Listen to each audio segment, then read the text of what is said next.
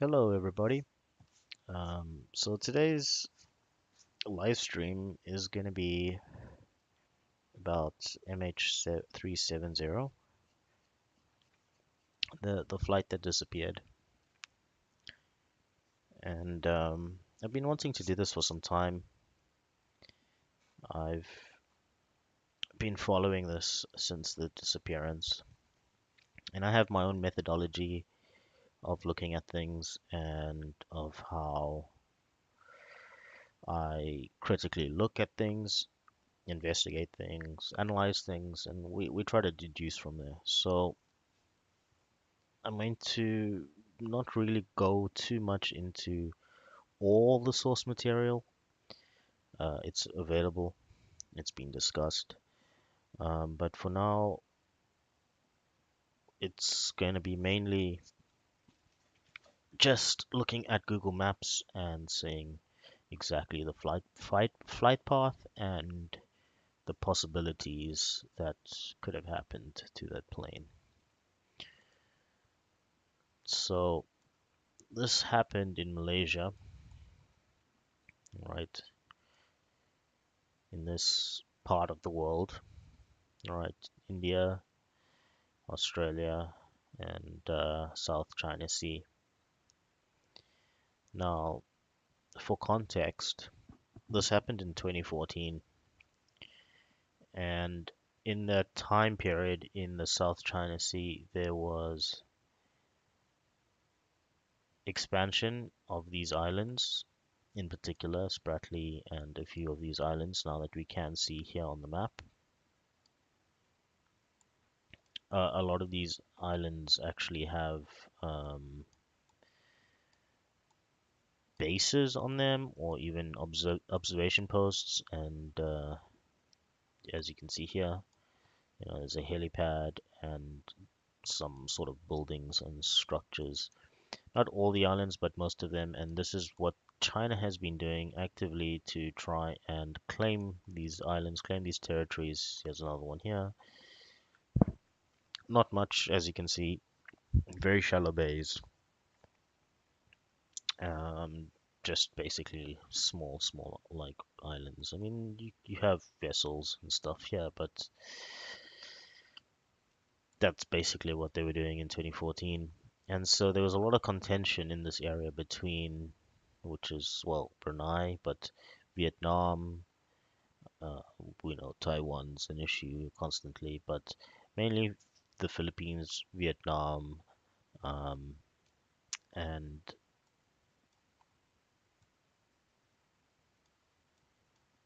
obviously America and other foreign countries that don't even are not even part of this region.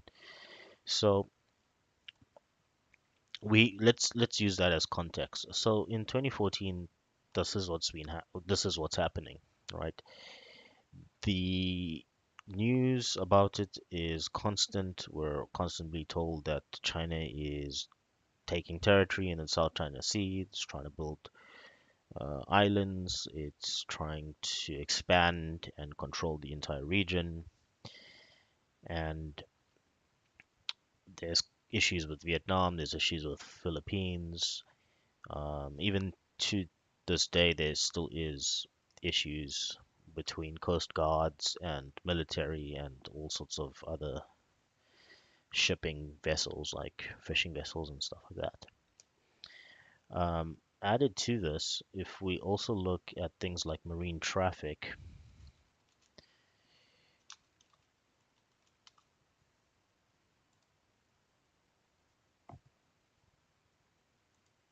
so marine traffic is great because it shows us basically all the ship traffic. And if we look at this region, all right, right, this is the same region. Here's Philippines, here's Vietnam. Look at it at the number of vessels, okay? And then also look at this shipping route. This shipping route is on or near the trajectory line for our flight. And so there's lots of vessels around here, right? Reds are tankers, green, I believe, are cargo vessels, etc., etc. And then if we go around here, we can see again how many ships travel through the Malacca Strait, especially around the corner here, right? And so this is basically our shipping routes. Now, our flight takes off in Kuala Lumpur. It's a night flight, so I think if I don't know the exact time, but it does. I can't remember the exact time, but it does take off at night um, from Kuala Lumpur, and it's a morning flight, so it takes off at night, and it's a few hours. It's from Kuala Lumpur to Beijing, all right, Lumpur to Beijing, and so it is a long flight. It is a long flight to go to Beijing. It's not. I mean, there's Beijing, there's Kuala Lumpur, so it is quite a trip. Um, and it's not crossing. It's meant to cross Ho Chi Minh and then into China and then we're into Beijing, right? And so it takes off, um, but we don't. So before it takes off, we should give some context to the flight itself. So the plane itself is a commercial jet, 777. It's it's had plenty flights. The log from the mechanic on the day showed that there wasn't any problems with the plane. There weren't any mechanical problems. If you look at the flight checklist, it's crossed out from the mechanic, so which means there's no issues on the plane. And then on top of that, at a later stage, there's a request from someone. It doesn't explicitly say who, but there's a request to increase the pilot's oxygen capacity in the cockpit. So when we see that in the flight log or in the maintenance log, that that there's been oxygen that's been topped up. So the the cabin, the cockpit basically, or the entire plane has a certain amount of oxygen that's stored in containers that will be released if there's a depressurization incident or something like that. And so there was an explicit request for oxygen in the pilots for the pilots, right? We don't know who requested it. There's no direct. I don't believe there's a direct like requested by pilot or requested by this person. It's just that we increased the oxygen in the tank, right? Um, so the pilot basically, or the pilots, or the cockpit had extra supply of oxygen, liquid oxygen, right, than the rest of the plane, and which was also not regular, like not standard. So if it was like, let's say, if it was 200, he requested 300, or the person requested 300. So it wasn't a regular thing. It was already filled, but they requested more. Okay. Um, and then the other thing is the cargo itself. We know that Motorola was shipping some lithium batteries and other components to Beijing. Um, and so there was also some lax checks with the storing of the batteries, the loading of the batteries, and the packaging of the lithium batteries. It's about 200 and something kgs, 260 kgs or something, 250 to 260 kgs of lithium batteries. Now, these lithium batteries are basically like flat. phone batteries, you know. They basically are phone batteries. So the potential for fire is there. The potential for fire incident is there. Potential for explosion is there. And because there were no internal controls and no checks for the specific type of cargo and that type of dangerous cargo, even if the cargo was packaged decently, in transit between, let's say, storage at the airport to loading on the plane, maybe a worker accidentally damages the goods or throws in the container or something happens to that container or that packaging and it ruptures. That's a potential as well. So we don't know that what happens in that loading phase. Obviously, there's no data on that. Or we know that it wasn't done according to protocol and it was just done as a like we're loading any other product when actual fact they should have had better checks in place. Okay, so that's the storage. The other part of the cargo is 5 tons of fresh mangosteen. Now, fresh mangosteens are an item that Malaysia does export to um, to China. Okay, but um, I became aware of I became aware of how fresh mangosteens could be used as a coverall term. Now, what do I mean by a coverall term? A coverall term meaning if we want to move something to China, um, it could be ivory, it could be gold, it could be any smuggled item, anything that's, you know, items from Africa, items that are rare, whatever it could be. We can put it on a plane and send it to China and disclose it as fresh mangosteen. And so no one would know any the wiser, and it's part of that. Now, the reason why we're saying, or at least I'm saying, that it's used as a coverall term and potentially a cover up of a smuggling incident is that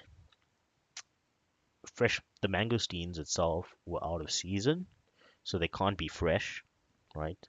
Nor would there be 5 tons. But I mean, you could say that farming and storage and these types of things would have preserved the items, preserved mangosteens and that type of stuff. But uh, for the time, which was in March, mangosteens weren't in season for some time, and 5 tons of it. So the the idea behind that part of the storage is that something was put on that storage that either reacted maybe with the batteries and damaged the batteries, or while in transit damaged something, or potentially was some dangerous goods that were stored in there. Could be even live animals or something else that could have something, right? So that's just that part. Um, and then the other aspect is the passengers of the plane. Now, there were 250, 260 passengers on the plane, a lot of people. Um, there were people flying back home to China who were calligraphy students, children, infants, 2 year olds, 4 year olds, um, Chinese American citizens. There was one Caucasian American citizen who was from IBM.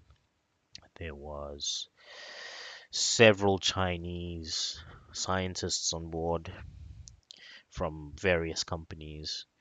There were there was also a lot of scientists or engineers, I would call, from Freescale Semiconductor, and the conspiracy around the plane being hijacked to take or to capture these scientists or engineers is one thing. There's also the conspiracy around the patent. And so I've looked into that. The patent itself can be verified on Google. Um, you can go to Google Patents. It's here. You can just go to Google Patents. I'm not going to do it. Just I'm too fucking lazy to go do all this stuff now. But you can go and first go find the patent itself. It's a very simple patent. It's something to do with the number of, I think, chips or the number of wafers per, or something on the wafer, the number of diodes or whatever that you put on the wafer. Um, and so there's five signatories. One is Freescale Semiconductor, and four are individual scientists that work or engineers that work for Freescale Semiconductor. All four of those guys are still alive because you can go and check their LinkedIn pages. They currently work for NXP Semiconductors because in 2015, NXP Semiconductor bought the entirety of Freescale Semiconductors as a whole, absorbed the company, and obviously would have absorbed the patent as well because they're a part signatory of that. All four of the engineers, like I say, work for NXP or have all work. I think still all work for NXP, have senior positions at NXP, or at least are senior engineers and stuff like that. So they're still alive and doing that stuff. The guys that were on the plane work did work at Freescale Semiconductor. Um, Maybe they were significant. There's no information that's significant other than that they were just engineers. The reason why there were so many engineers and scientists on board, including Philip Wood from IBM, was that there was a conference in Beijing, a semiconductor and engineering conference based on, uh, you know, chipsets and this type of stuff. And so there were a lot of people traveling to this conference, and this plane wasn't the only one. There were other planes that were traveling to Beijing that had engineers and scientists and doctors and all sorts of people in the computer sciences world going to the conference. Okay, so that dispels why there were so many scientists and so many people on that plane. Yeah, they were going for the conference. And proportionally, out of the 260 people that were on the plane, it's significantly small percentage of the passengers were engineers and scientists. Many of them were actually just students and like teachers and stuff coming back from a calligraphy exhibition in Kuala Lumpur. Um, I believe it was in Kuala Lumpur. So a lot of them were just artists and, just people traveling back home to China. Um, Majority of the passengers were Chinese. That makes a bit of sense later on when we discuss in the investigation and who leads the investigation and stuff like that. But yeah, so majority were Chinese. There were four Americans on board.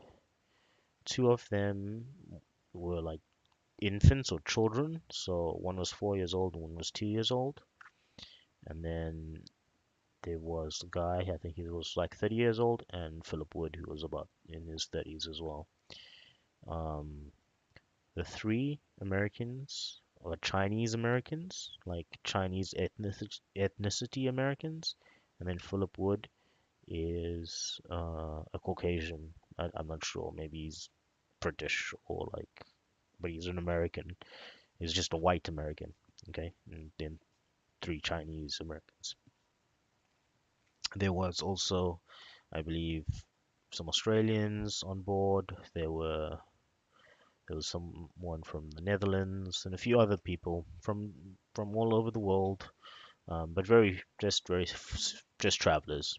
There were two Iranians on board. traveling with fake passports. Um, Interpol said that they confirm that they're not terrorists, and based off the data that Interpol received, they can confirm without a doubt that these two Iranians are not terrorists, or that the incident is not a terrorist incident. That's the statement from Interpol. So Interpol dispels these two Iranians.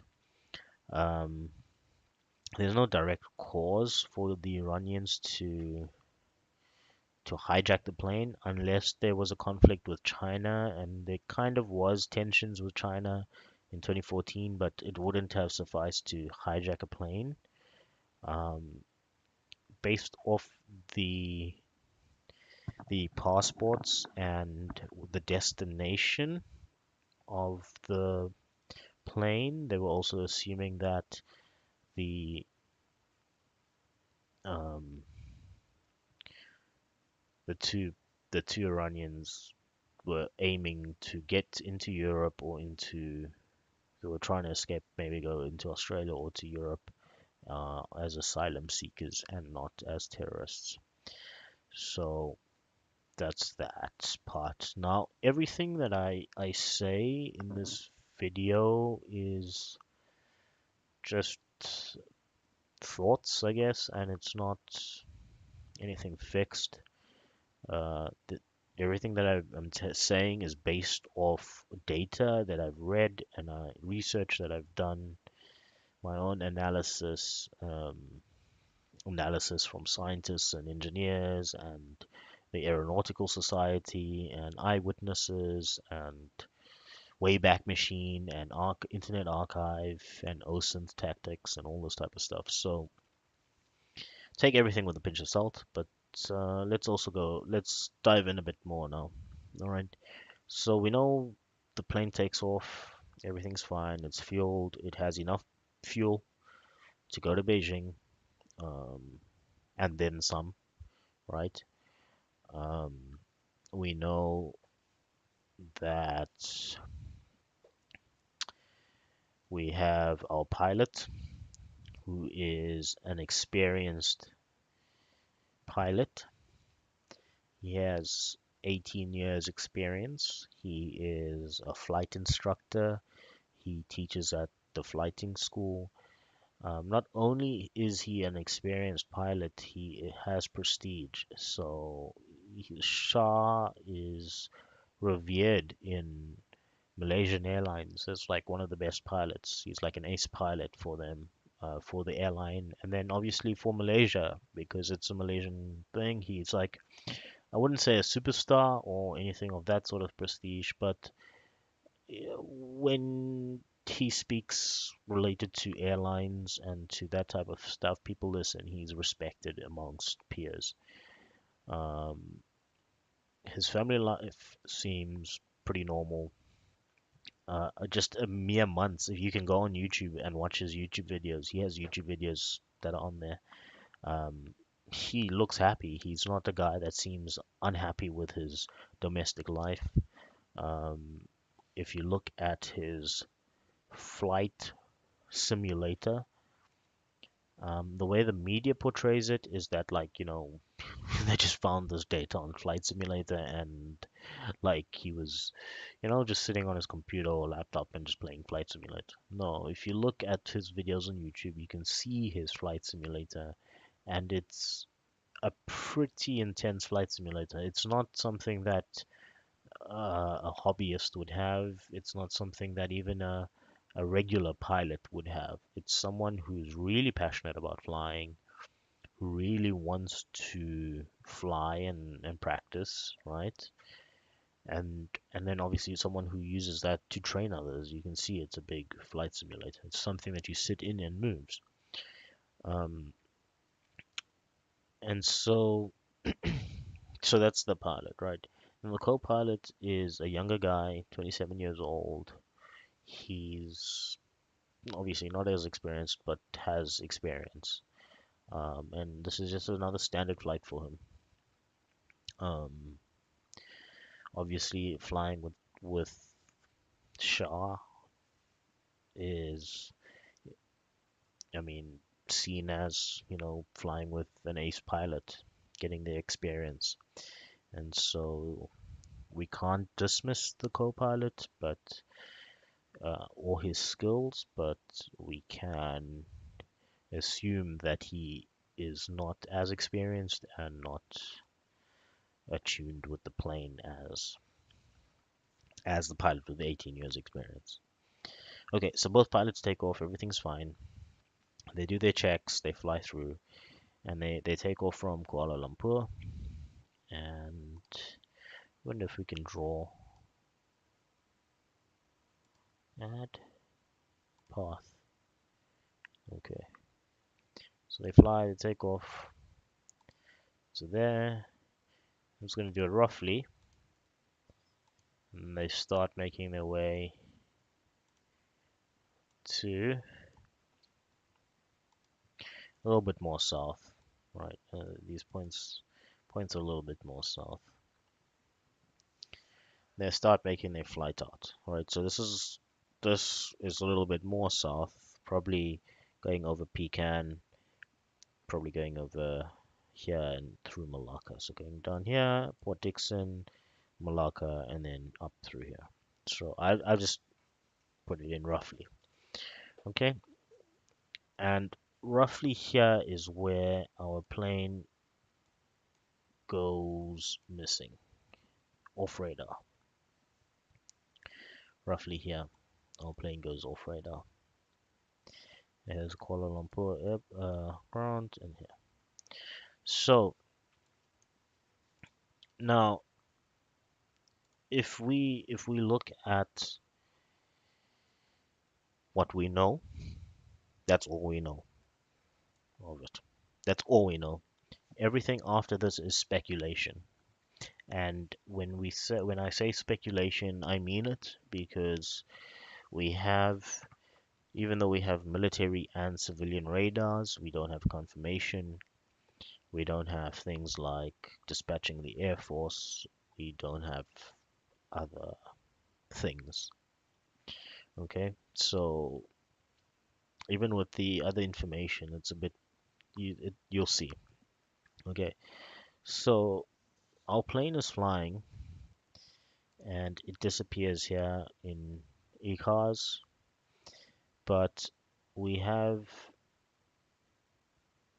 we have another point.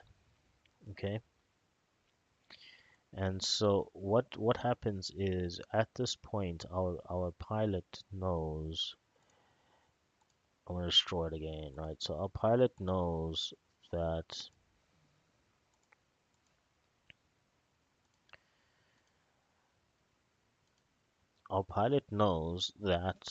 he's here. He's flying here now, and he knows that at that point it is a intersecting area between in peacetime it's an intersecting area between several ATC towers. So Kuala Lumpur, Thailand, Cambodia, Singapore, and Vietnam all meet at this point. All meet at this point around this area. And it's a very small gap that's not covered. But in peacetime, it's covered by Kuala Lumpur. Okay? And the pilot signs off here. Um, he signs off here to Kuala Lumpur and it gives it enough time to get to here. So as far as the ATC in Kuala Lumpur knows, they've said goodbye to this guy and he's on his way. So he doesn't need to worry about him anymore. He's gone. This guy's leaving. He's going to connect to Ho Chi Minh and he's going to connect to Ho Chi Minh City and he's going to tell them, "Hey, I'm here. Like give me your coordinates or tell me if I'm on the right path." And so Kuala Lumpur's like, okay, cool, this guy's gone. So they don't need to check on him again. They don't need to worry about him. He's basically done.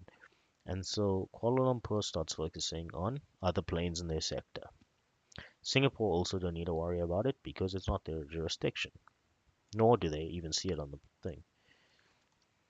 Then Ho Chi Minh notices that the plane is meant to be coming in and doesn't come in.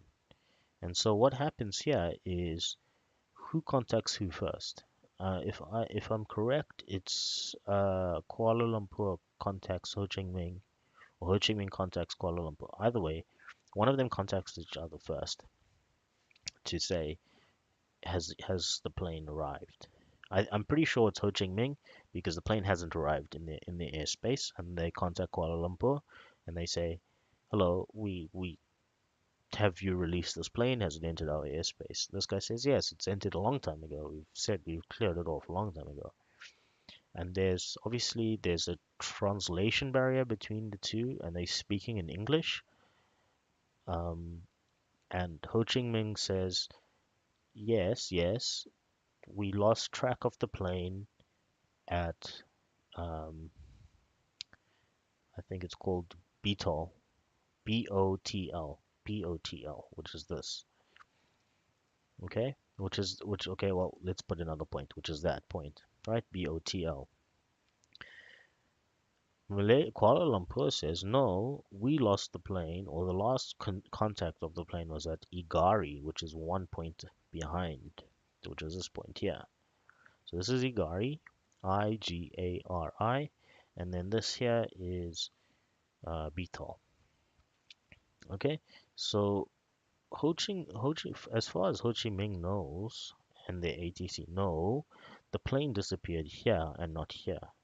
Okay, and as far as Kuala Lumpur knows, the plane disappeared here and not there. So, what does that mean? The plane has conveniently disappeared in the intersecting points of Cambodia, Ho Chi Minh, Philippines, Singapore, well, Ho Chi Minh, Singapore, Thailand, Malaysia, and Cambodia. Right? This is too far away for them. So, what that means is, yes, okay, who knows that? Our pilot, right? He's 18 years experience. He's flied the route before. He knows that. Cool. Who else knows this? And if when you look at it, if you wanted to disappear a plane, it is the perfect place to do so. Because if you know it's someone who explicitly knows that sign off is done in that region and that no one is going to check on you for a couple minutes, and on top of that, that there would potentially be a conflict between ATCs on who has jurisdiction on the plane, because even if they see it on the radar or on AIS, they're going to say, okay, it's not mine because it's the other person's responsibility to. It's not my jurisdiction. It's Kuala Lumpur's jurisdiction. And so I don't need to contact the plane. Kuala Lumpur needs to sign off. And so that's what's very interesting is that the plane does disappear there, and which then leads or then tends to lead into a military operation because military operations would have that type of understanding and insight if they needed to carry out an operation. That's exactly how you would do it. Um, okay, so that's that. Now, so our plane's now gone off radar, which means that he switched off. Well, when I say he, let's not say it's the pilot. Let's not say it's Shah, the pilot. It's himself, the 18 experienced pilot, because we don't know. There's no way that we know who's on. Our last communication with the pilot is good night MH370, and here we don't know what happens because it's a minute and 40, 45, 46 seconds later that it disappears after the last radio comms. And the condition of that is that if if this anything can have happened in that minute 40 seconds, right? I mean, sit for a minute and 40 seconds and just feel how long that can be. And so anything can happen. Either the pilot leaves, the pilot's ambushed, something happens inside the cockpit, anything could have happened, right? An explosion with the batteries, the plane gets shot, who knows? So ultimately, we're not going to say, when we say he, we're referring to the hijacker and not necessarily the pilot himself. Okay, and so it, when the person switches off, because it's a manual switch off of electronic systems, um, confirmed by the data that is sent to the satellites from the console. Um, it shows that the pilot turns the dial 4 times, and we're able to know that it's a manual switch because on the second to last turn of that dial to switch off the power completely, there is a half-second pause. So if you can imagine, he turns, but as he's about to turn, he's like half a second, and then he turns it completely and then closes it, and then it switches off. And so that's how they know it's a manual switch off, because if it was a cut off instance where maybe the power was cut off from any type of explosion or something like that, it would have automatically cut off. And so at least this is what the Aeronautical Society is saying, and that's the data that they are providing. Okay. They also have the data to show that the plane turns around at quite a steep banking angle. So our plane then apparently does a very sharp turn before straightening out again. And this turn that it does is 30 degrees. It's done manually without autopilot, because if it was autopilot, it would stay on the trajectory. Um, we have some of the data that's here. Some of this data is present. And then again, then this data that's now shown to us, this turn and the plane as it crosses back over Kuala Lumpur, or at least over Malaysia, it shows that uh, it was manually done. So someone was manually controlling the plane here, manually flying the plane. And then not only manually flying the plane, they were flying it back, and not flying it in a straight line, but flying it at slight variations like this, but trying to also stick very close to what is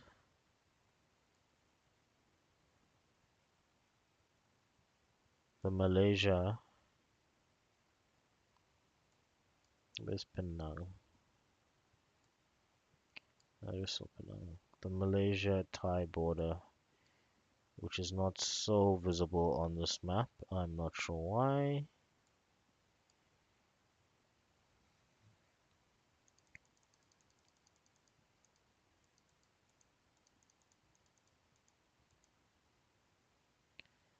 I'm just going to redo this. I'm just going to redraw this quickly so that we have a better understanding of how our plane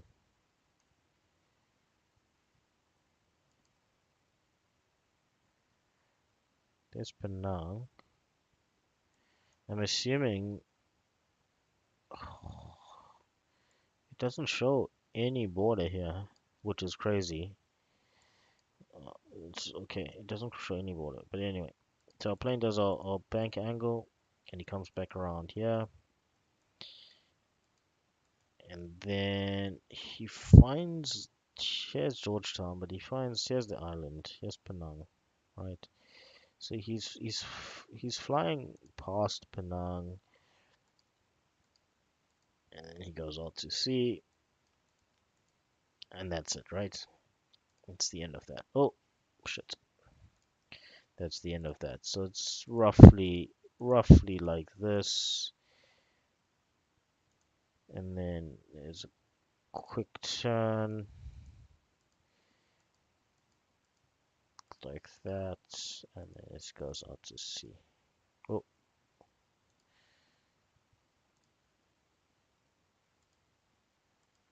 okay.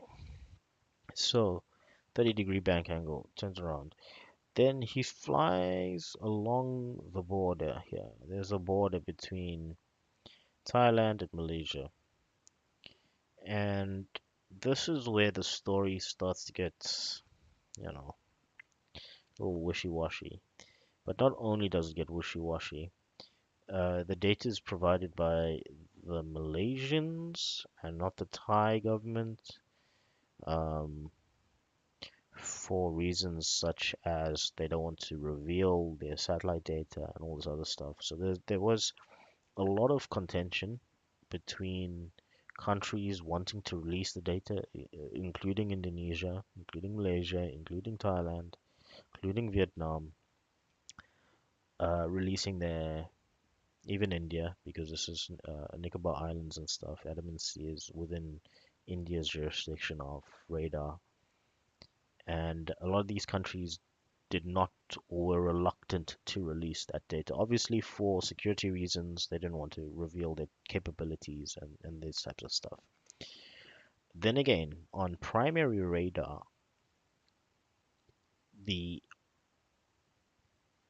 the object that is on primary radar is not an object. It's not a like a physical object, like a dot. It's not a dot. It's a heat map. And so what it looks like is like, how would I explain this? It looks like a heat map. It just looks like a whole bunch of dots, like moving slowly across here, and it'll just be a heat map. And so you wouldn't actually know what it is. You would only know that there's something there. Okay? So it's not like, oh, this is a commercial plane because we can see it's a outline of a plane. No, they can't. They can only see like a heat splodge on the radar, and that this heat splodge is moving across here and across. Now, if any country in their mind would have seen this heat splodge, surely they would have dispatched jets or some sort of counter thing to find out what exactly this plane is. I've already skimmed over a hell of a lot of stuff here, and I'm gonna draw it back. All right, we're gonna take it back quite a bit. We're gonna take it back to here where the plane is on the coast. So our plane leaves the coast and is flying up. Our first eyewitness is a oil rig worker off the coast of Vung Tau. He's 300 miles away from off the coast of Vietnam, and the closest port city is Vung Tau to him. So he's here, roughly. He's roughly around here somewhere. Um,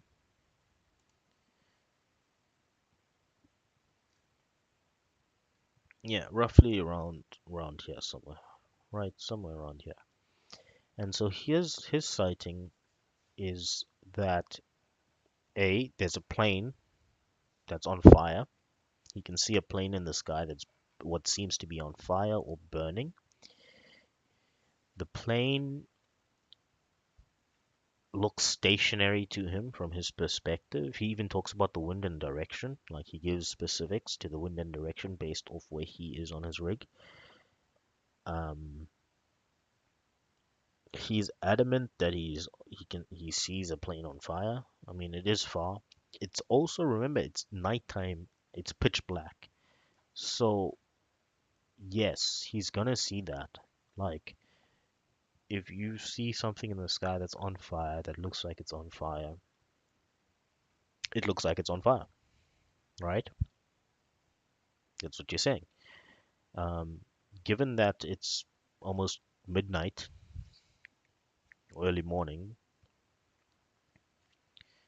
well, it's probably like 11, 12 o'clock at night, you can see this fucking thing. It's pitch black, right? Added to that, okay, so that's one of the witnesses. Added to that, there is reports from, I believe, this town, the city here, but along the coast. I believe I'm not sure exactly which one, but I believe it's one of these towns. Um, there's four phone reports. Four. When I say phone reports, not news articles. People phone the police. There's four recorded um, phone calls to the police.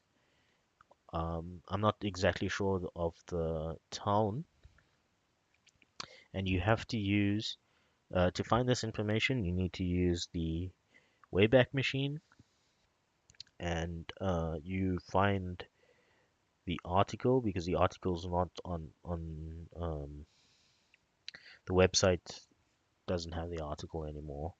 But there's a article that has the information of the number of phone calls and what to the police saying that there is reports of an explosion and reports of a plane on fire, right? These two things, right? So there's four, at least what I can confirm, have been four phone police calls. There's also there's I think 18 fishermen, 18 or 19 fishermen that report seeing a plane on fire, and they're off the coast of Malaysia. Yeah,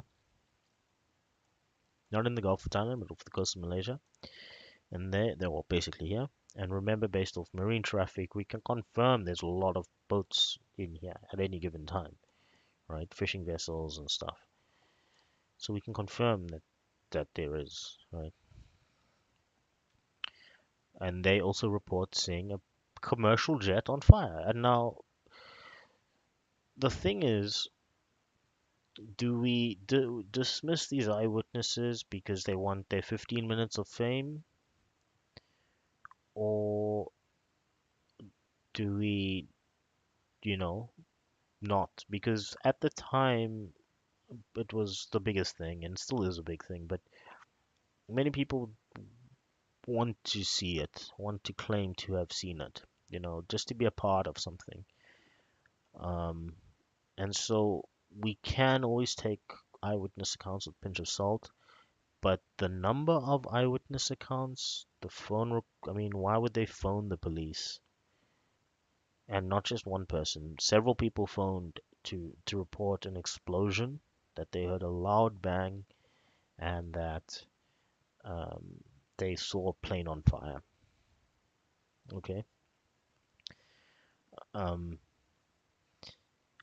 Now, if they did see a plane on fire and the plane continued, okay. So that's that, right? That's one aspect of it. Another thing that corroborates it is Cathay Pacific had two planes flying over this area at the time, and the pilots apparently heard the co-pilot speaking, what they believed to be the co-pilot speaking, and the co-pilot said, "Mayday, Mayday, my cockpit is tearing apart." That's what apparently they heard on the radio is "Mayday, Mayday, my cockpit is tearing apart."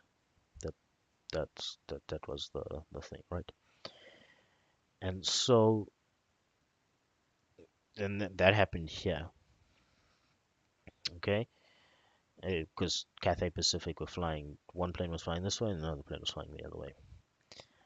Um, and so that's a report there. In the Gulf of Thailand, there was an oil slick reported here, somewhere around here. An oil slick, a very big oil slick. that was later then dismissed as being a ship oil slick or a fuel oil slick. All right, yeah. Um, Further down here, towards Spratly Islands in the middle of the South China, there were around here, Tong and stuff like this. Um, there were reports of debris.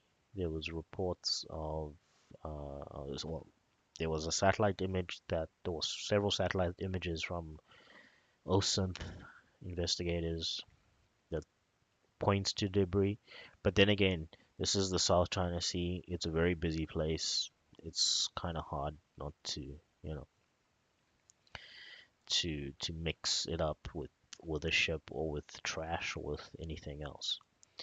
The day after the report or of the incident, there had been Vietnamese news had reportedly filmed um, fishing vessels bringing up parts of wreckages, as well as bringing up a black box and some other stuff.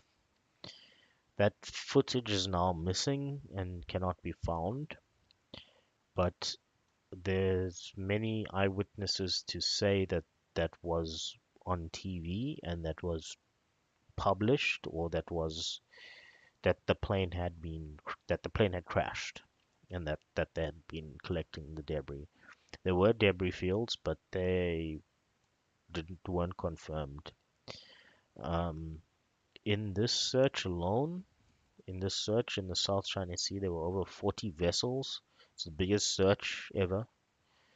Um, and so it was extensive. It wasn't a small search. It was an extensive search. And then the search moved from here to the Gulf of Thailand, and from Gulf of Thailand to Andaman Sea. Um, but it stayed here because based off the flight trajectory, there was no issues. Everything seemed normal, right? And so the first port of call would be like, okay, we lost communications here. It didn't arrive in Beijing. It must be somewhere along its flight path. Let's look along its flight path. After not finding it along its flight path, okay, let's expand it. Let's look in the Gulf of Thailand. Oh, we found some oil. Okay, maybe yeah, maybe not. Okay, then we got some data from the government of Malaysia. Oh, there's some radar data showing that the plane actually turned around. Oh, okay, maybe it turned around. Let's look and let's see. Oh, wait, the co-pilot's phone pinged off a cell tower in Penang. Cool. Let's take that into consideration, and then they mapped it out. Then they went into the admin seat to go and do a search there. Okay, so we can now assume there's already several things that could have happened from the point of disappearance. Is the plane was hijacked, the plane was either shot at by someone, shot as in like a missile hit the plane. The other option is that the batteries exploded, or a fire broke out. Um, Now, what then starts to debunk certain things is that when the pilot or the person who was playing the pilot turned around to head back, they didn't drop altitude, which means that they maintained flight level, I think 350, which is basically 10,000 feet, or 10,000 meters, 10 Ks basically, and it's well above the oxygen level. You need to be, I think, under 4Ks or something, even less than that, to have oxygen. Because if you think about like Mount Everest, Like there's no oxygen now up at the top of Mount Everest, so the pilot really needs to come down, like really needs to come down and come down quickly because if there is a decompression of the hull or the fuselage of the plane, all the oxygen escapes, the oxygen mass drop down, and oxygen starts to flow. And that oxygen lasts between, depending on the plane, but depending on the flight and stuff, but normally like 15 to 18 minutes. And so like they would have put the oxygen on and they would have had up to 18 minutes of oxygen before the oxygen ran out. Okay. Um, the pilots would have more than that, almost 3 or 4 times more as that. But then remember, based off this here, where the pilot um, or someone requested extra oxygen in the cockpit, it's safe to assume that they knew that this was going to happen and that they obviously preempted that they needed more oxygen than even standard. Okay, added to that, okay, so we've got many eyewitness reports, many eyewitness reports of a burning commercial jet. Now, whether those reports are fabrications or not, the fact that people are saying a commercial jet is on fire is something that's not an everyday occurrence. It's not like, oh, I believe you.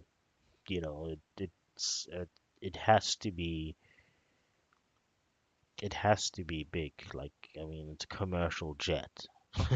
It's not like, oh, I saw something on fire. Oh yeah, cool. It makes sense. But like to say I saw a commercial jet on fire is a whole different ball game. Um, anyway, so it's one possibility is that the pilot kept the plane up in the air because of the lithium batteries. Lithium batteries burn, and they burn very fast. They burn very hot, um, and they don't go out. Even with fire suppression and stuff, they can still burn through fire suppression and potentially keep burning, especially when it's exposed to oxygen and it's basically it's going at like 500 miles an hour. It's definitely pumping oxygen over it. So it's possible that the pilot maintained that flight level to keep it going, right? To keep the fire going out, to put the fire out, right? But then he never descends. The pilot never descends. The lowest he goes is to nine Ks, drops down 1K basically, and that's near Penang. There's no real reason why he does it. It's again a manual turn, um, flying VFR, so it's like just flying by navigation. Again, it's nighttime, so you can't see out the windows.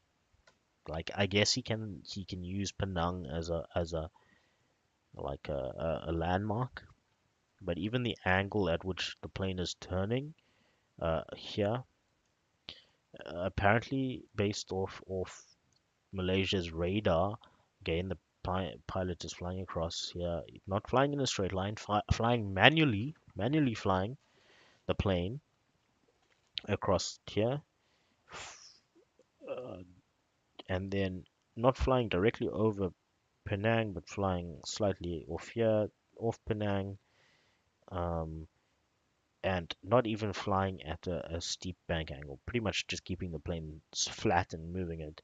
So even though our pilot, like our experienced pilot, 18 years pilot, is from this island, it's not like he did a pass where it was like a final goodbye pass, because if it was a final goodbye pass, it would have been at a steeper angle for one, and it would have been closer and lower. In other words, he would have and also slowed the plane down. Like he would have actually like slowed down and looked at the island or whatever it is. No, instead what happened was The plane flew past, basically used Penang as a landmark, flew past, um, here's the border, flew past, and then just turned and went out to sea, and that was it. There wasn't even a thing about it. So again, the power is off, and which means that the pilot is now only flying with the very, very, very bare minimum power. A little, basically, a little turbine drops out of the plane and starts spinning with the wind, and that generates power, and that will power the basic computer systems on the plane to fly it manually. Um, and so yeah, so the pilot's not flying with, so it has to be an experienced pilot, right?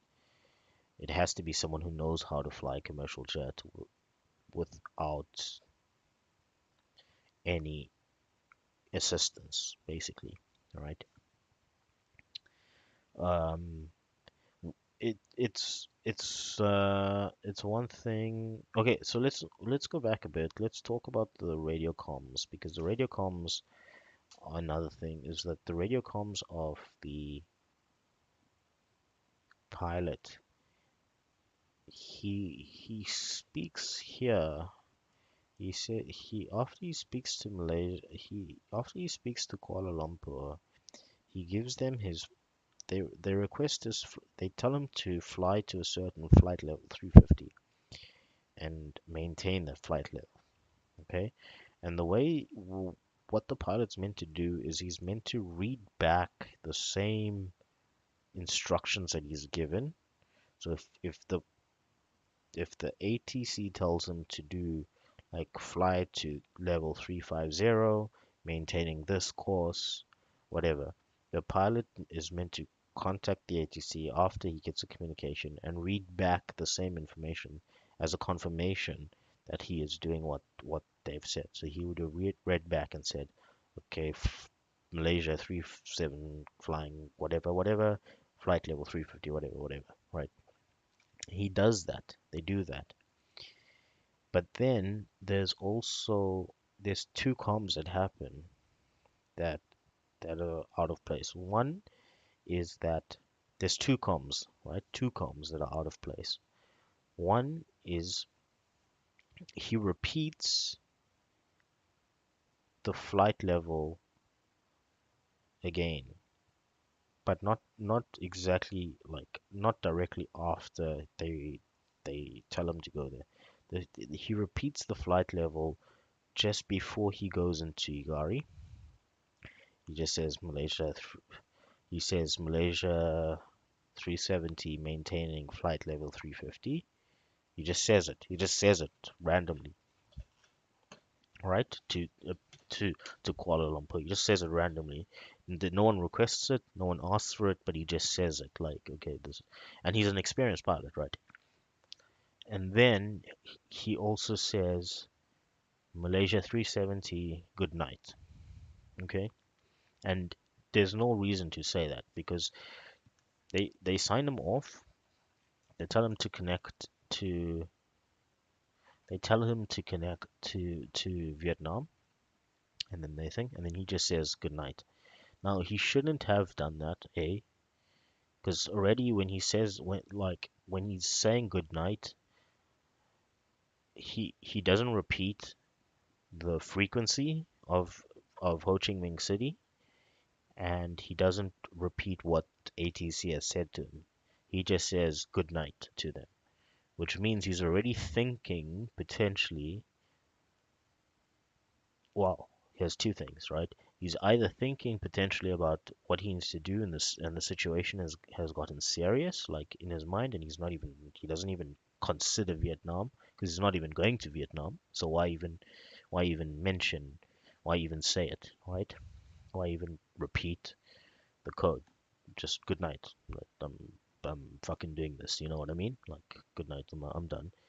Or he has a gun to him, or he has a weapon, or he's compromised in some way where he's like there's a gun on him or something's like someone's with him and they're like, listen, cut comms like now, type of thing. So that's one thing that's two things that could have happened in that space. The other thing that could have happened, and which is what I'm leaning on, is that he was actually speaking to someone else. All right, that that there was actually someone else that was speaking to that plane, um,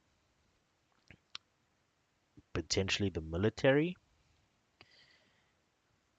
um, because of other things, but mainly because he says he repeats his flight level. So someone else could have requested it. It doesn't necessarily have to be ATC. It could have been anyone. It could have been another plane, for example. It could have been another plane in the vicinity that requests his flight level. It could have been something else like a ship or military or anything that requested it, and he repeats the flight level. That's why he randomly repeats the flight level, but repeats it on the same frequency as ATC because he was speaking to ATC and he needs to then change it to the correct frequency to relay it to whoever's speaking to him. And so he accidentally speaks to them.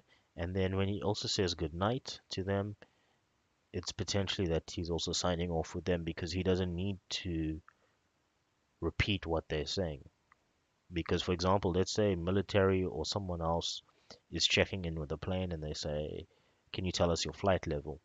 And we're saying, "Yeah, we're maintaining flight level 350." Copy, confirm, right? Confirm that. Maintaining flight level 350. Then he repeats that, and then it says, "Okay." And then the ATC says, "Okay, continue or maintain your journey, or whatever." And then you say, "MH370, good night." Right? That's another thing that could have happened. And then he could have been in a situation where he was, there was an operation happening, a military operation or an exercise or something happening, and he got caught up in the middle of it, and he was accidentally shot down or accidentally shot, um, and the plane basically crashed into the South China Sea, and it was then covered up either by Vietnam and the Americans. It was definitely covered up by, if we're talking about covering it up, it's definitely covered up by the UK, um, specifically the UK. Now, this video is getting very very long, and so I mean, there's so much that is involved with this. But for example, the plane had a lot of Chinese passengers on board, yet China did not lead the investigation. China was a part of the investigation, but it did not lead the investigation. The ones that led the investigation are Australia. Why? Well, because based off the satellite data that was received by the English, right, from the UK, they say that based off that data, the plane landed here somewhere, right, in the Indian Ocean. And so somehow Australia decided to take the reins of this investigation and to drive the investigation. And so a lot of the information that we get specifically about the plane data, the the whisper, basically the radar, um, satellite radar pings from Inmarsat, all of that information, even the military radar stuff, so the military radar information and all of this stuff is not public. That information is not public. The the Inmarsat Pings are public, but it's been doctored. It's not the MSR data. It's some of the MSR data that's public. Why I say this is because all the data around the plane, specifically the tracking, military tracking, primary radars, IMASAT, all of that was handled by the Australians. What do I mean by that? Australia, the Australian Safety Board, ASB, ran the investigation. And so all the information that we know came through them from primary sources. So, for example, Malaysia had the military radar, they gave it to the Australian Safety Board, and then the Australian Safety Board made that information public. Same with EMARSAT, same with the Rolls-Royce data, same with whatever other data they had. All right, shipping data, radar data, whatever information they had. And so Australia was able to basically funnel that information, filter that information, and then deliver that to the public. Um, the UK was a big component in the investigation, probably the biggest, given that the plane had Rolls-Royce um, engines. It had a lot of Immersat data, which is Immersat is a British company that gets funding from the government, the British government, to do what they do. And so you, we can't say that they're just a private company. I mean, they are a private company. At the end of the day, they are. They obviously have like tenders to do this type of work. And so what the Inmarsat data does is it expands it, so it takes it away from here for one, and it puts it down here. Okay. Now, look, I mean, I haven't even talked about KT's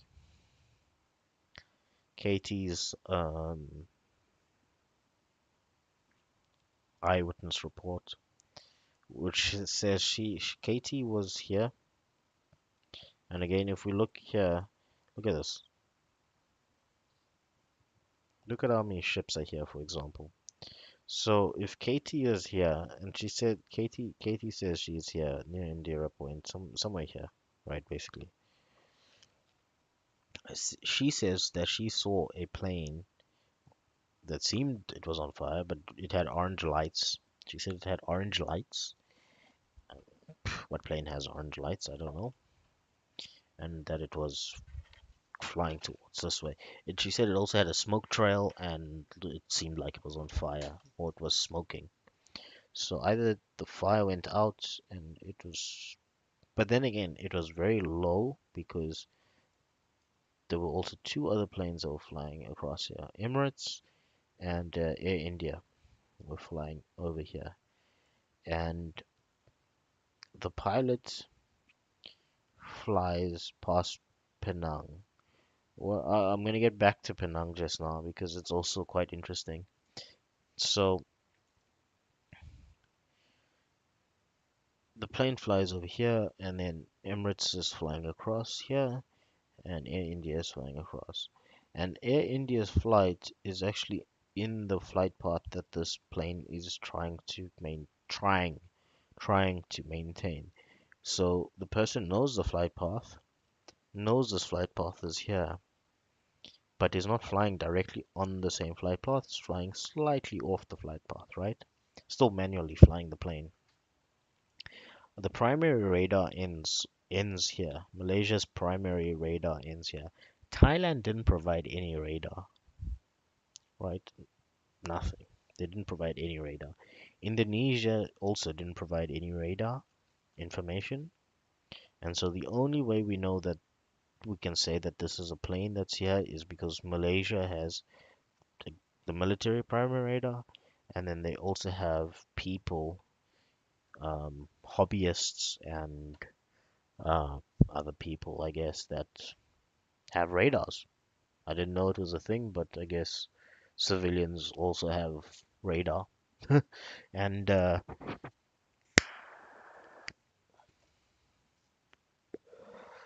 they also corroborated the data apparently, which I find interesting. I do find it interesting that Thailand didn't provide any radar data, or maybe they did and Australia censored it, but who knows? And so that radar ends off here, and so our plane disappears. When our plane disappears off primary radar, though, something interesting happens. A few minutes, like the- let's say the plane exits primary radar at 1819, right? GMT time or something like that. And then at 1822, so like 4 minutes or 3 minutes later, the power comes back on. And this is how we know that it's not. This is what then debunks a fire, because if it was a fire that took out electrical comms, how does the electrical comms come back on? Okay, so someone manually puts on the power again. Why they do it is because um, the APU, or the auxiliary power unit, um, is not enough now, and that the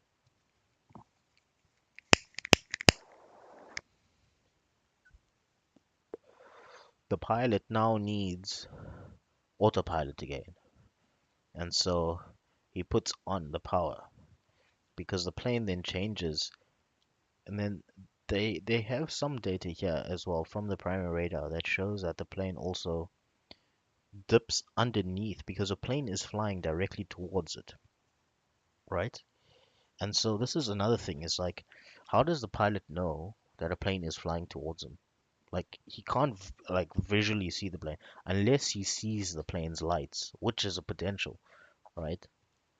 Is that he sees the plane's lights, and then he brings the plane down low underneath the flight level, so the other plane passes over him, and he flies the plane underneath him, and towards the thing. And so what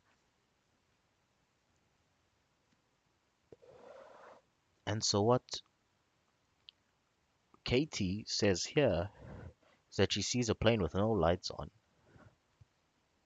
but glowing orange, flying underneath two planes flying in the opposite direction. And that kind of corroborates with what happens here, where the plane actually does dip underneath, and they only know this through primary radar, that the plane dips. Um, then we get Inmarsat's data that comes online, and Inmarsat's data is just a singular ping. It's not. You need at least two, and we only have one, which makes it even worse. So we only have one point of reference. We don't have 2 points of reference.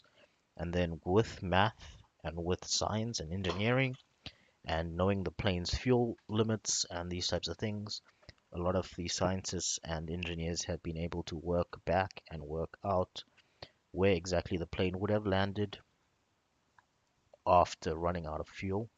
Some believe it would have been in Christmas Island, some believe Cocos Island, but that's basically the band going down. And then there's another band that comes down here to this region here, and it's also potentially here. Now, to put in perspective, the plane is 77 meters long, whole, as a complete plane is 77 meters long. Um, if we look here, we can actually see sonar, right? So the ships travel, for example, here in Perth, They travel a lot to Perth, and then we get these lines here, these blurry backgrounds, and then we get very high definition um, contour of the terrain. And that's basically here. You can see here to here, lots of contours, and that is data here as well. Can you see it? Right, that is data from ships, data from the US Navy, data from whoever that shows again shipping routes and stuff where they run their sonars, right? So if it's a ship and they're running sonars, they're running their sonar to the port and back. So they just run across the route. Um, some of them do it just because, some of them do it for research purposes, some of it's military and other stuff like that. So Google is able to get this data through different means, and so that's how we get this variance. And you can see it here clearly. You can see it here. Now, if we measure this, just for example, this one, that's 21 Ks, 21 Ks, 600 meters, 16 centimeters, 21 Ks, 21 kilometers, right? So if we want to find a plane, right, let's even look here. Here's another one. This is 7.3, 7.4 Ks, 7.4 kilometers wide. Now, obviously, if a boat is, say, here, sonar is in a cone, so like it's not necessarily that the boat is 7 Ks or that the boat needs to be moving across here multiple times. It could even just move once or twice across this region. But because it's so high above the ground or above the ground level, the bed of the sea or the ocean, and when it pings out sonar, it's pinging in a cone, and so that's how you get this. And so if we want to actually measure out 77 meters, just so we understand how big our fucking plane is. That's how big our plane is in the context of finding it in the fucking ocean. That's it there, right? So that's not even it. That's even bigger than,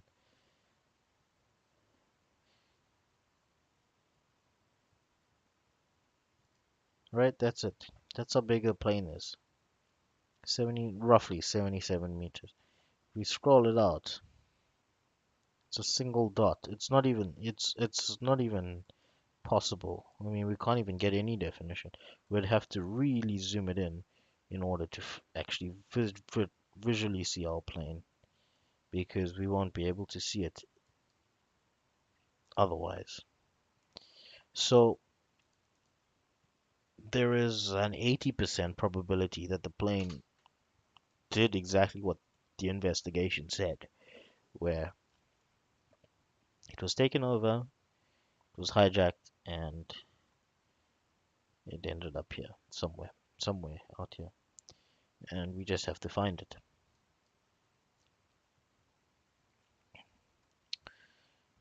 There's so much. There's so much to it. There's so much context to it. Um, for example, like why didn't China investigate it?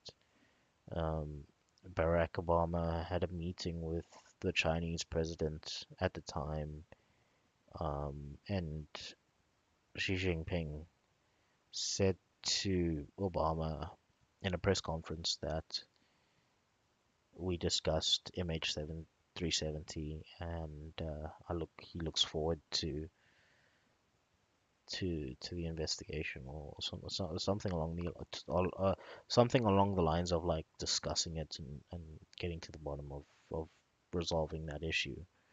Um, so it's possible that the plane was shot down. It, it's possible the plane was shot down and that it was a cover up, um, either by Vietnam in Malaysia, or it was shot down by. Many say it was potentially shot down by Vietnam, and because of the historical issues and tensions with the South China Sea and other things, they didn't want to cause an international issue, as in like war breaking out between China and Vietnam. Um, that it was covered up.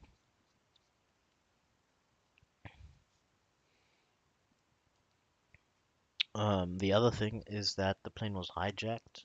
Um, for what purpose, no one knows because the hijackers haven't said anything. No one's come forward to claim responsibility. Normally, that's what happens with such things. There's demands, and hijackers usually have demands. They don't just hijack planes, there's demand for it.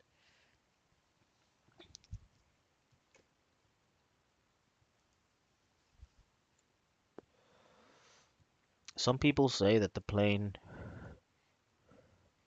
flew out here to our good friends at Diego Garcia. They do have an airport.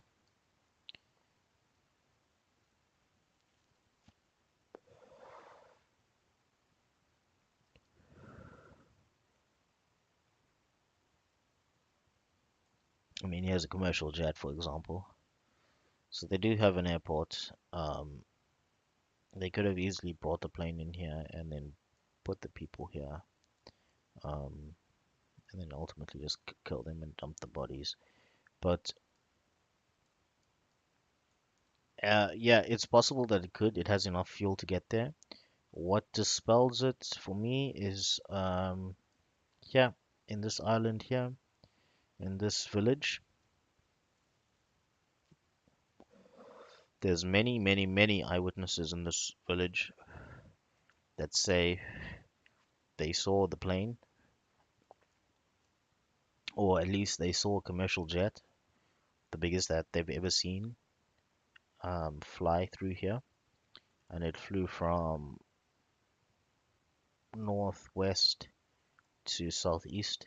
So came from like that across here, and then there's another village. I'll tell you which one.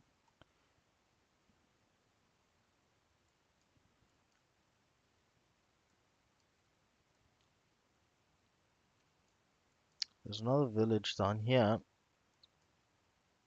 that says they saw the plane very low, and that the plane itself was very, very low, like very, very, very low. Oof, I don't remember the other village. And then it moves south, right? So it's like obviously heading back south to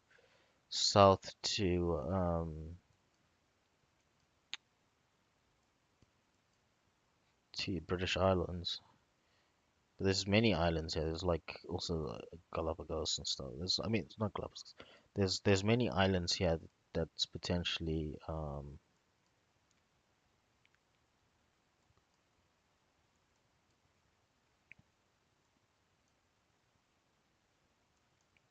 there's many islands that could have hosted them. Anyway, so what happened was, so these Maldives had eyewitnesses saying that they saw a plane flying very low. I've seen the videos of these people being interviewed. The I think it's this place. I think it's this place. God, this place. So they say they saw the plane. So the plane came in. Then so these people saw the plane coming in, right, flying over their town, very low, low enough to see the windows and the doors. That's what they said.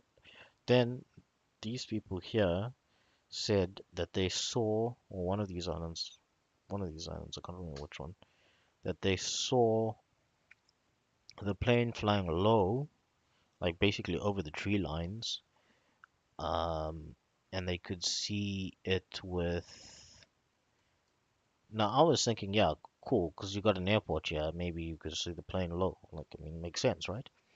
But they said it was the biggest plane they've ever seen, and it was so loud because that people came outside to see it because it was so loud. And it's not like a plane that would land there normally. Like it's a huge commercial jet. And so what I would like to know from these villagers is like, was that plane, did that plane have any damage? Did the plane look like it was on fire or had any fire damage, for example? And do you remember like the color scheme? They said it was a white plane with a blue line, but like I mean,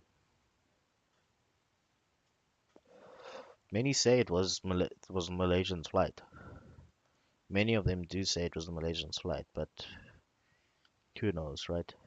And so it's possible as well that he could have come here and try to land it somewhere in one of these atolls. Um, people have been saying that.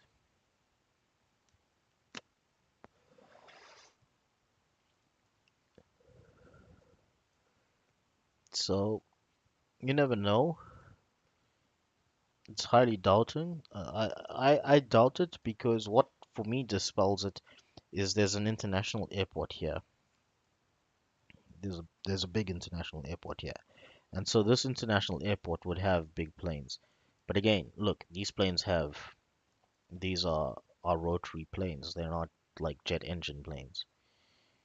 But nonetheless, this is an airport that takes in commercial jets like this. 777, I don't know.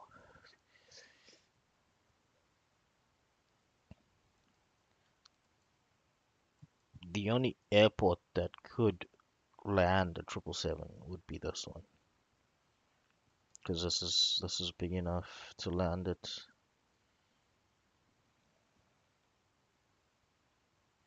And then again, like they could have landed the plane, got the people off, put them in any one of these, oh, that's solar panels, put them in any one of these facilities and just dismantle the plane, basically. Um,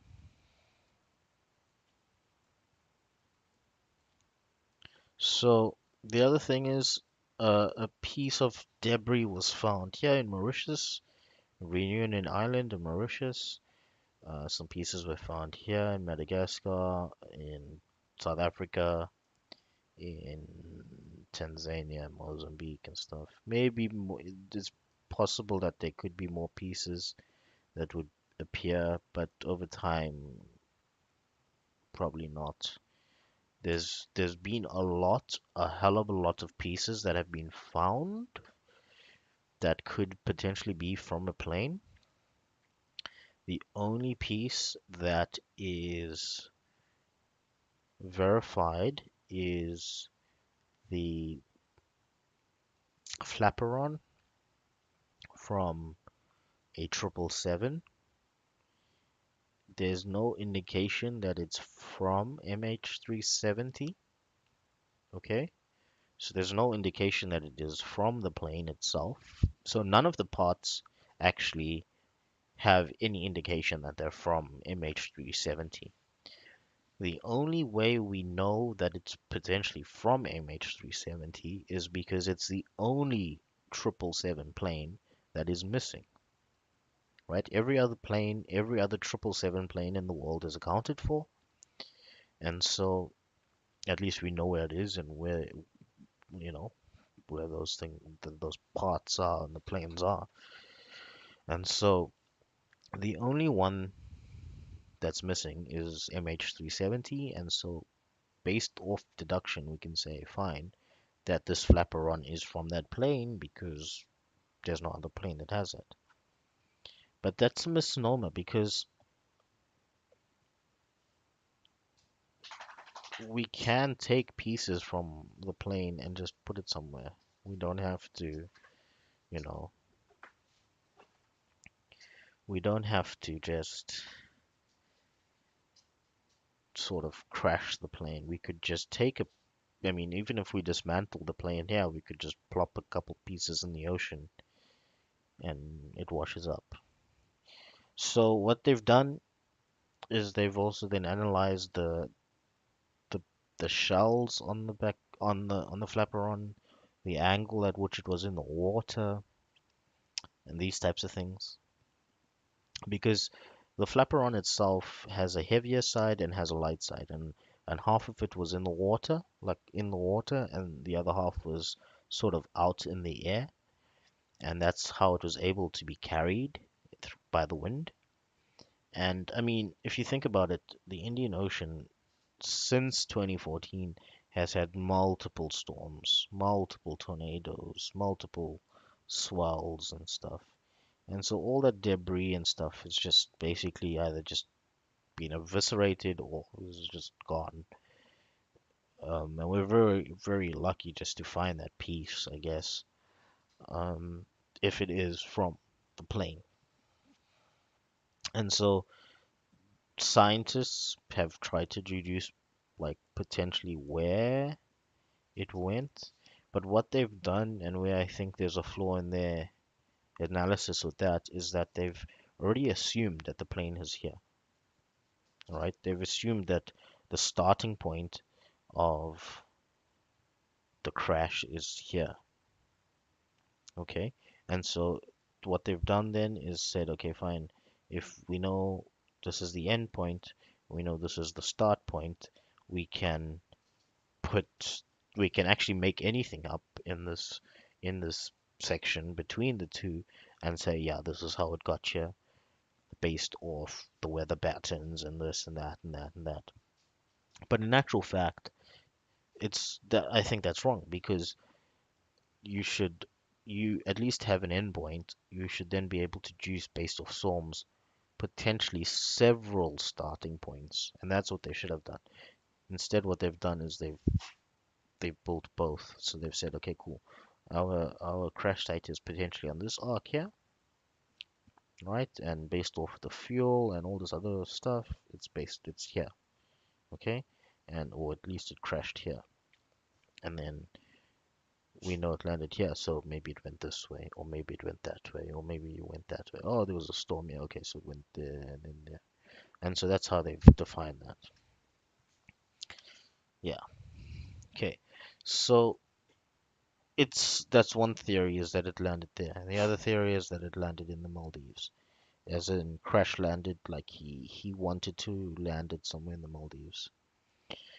To bring it back to his flight simulator, he had a flight um, pre-programmed for the next session. That flight was from Kuala Lumpur to Saudi Arabia to Jeddah, um, and that was from 2 weeks from March. So basically April. He had the flight in April to Jeddah, and he hadn't flown Jeddah flight in like a few sessions. And so why? Why not? Like why not make that flight? Why not make the why would you suicide yourself but then train? I mean, things change, right? Like things change in 2 weeks. Like anything can happen. So I get it. Like okay, fine. But in his flight simulator, he had that flight set up for like he was practicing that flight.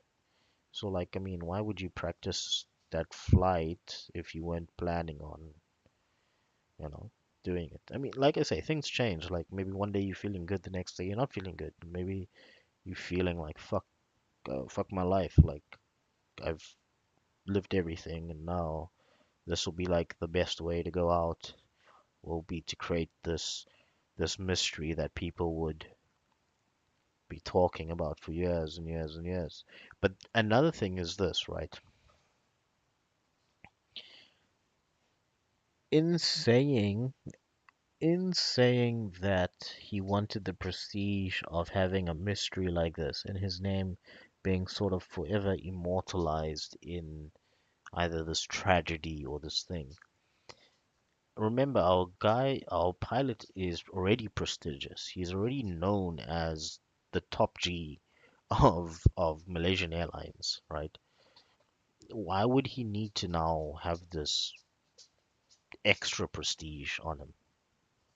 Maybe he just also wanted to fly a plane like manually and he just got tired 18 years of flying a plane and he just wanted to fly a commercial jet freely, right? It's one thing. The other thing is, um, like I say, he's already prestigious. So him assuming that he would then become infamous as the guy who's disappeared this plane would also count on the fact that the plane would never be found. Because as long as the plane is not found, the mystery continues. And so that assumption from a pilot or someone who's going to disappear the plane is huge. It is huge, huge, huge, huge, huge, huge. Like, I guess you could say, fine, let me disappear the plane in the ocean. That makes complete sense because it's going to be hard for them to go out and find it, right? That's what makes sense. And that's why they say, yeah, cool, it's he crashed it somewhere here. But we've gone out, we've looked, we have satellites. I mean, for example, the South China Sea is one of the most observed areas in the world. You can't tell me it's not. And even in 2014, it was highly observed. So several countries know exactly what happened to the plane. It, and here's the other thing. Okay, so like to bring it back to this pilot.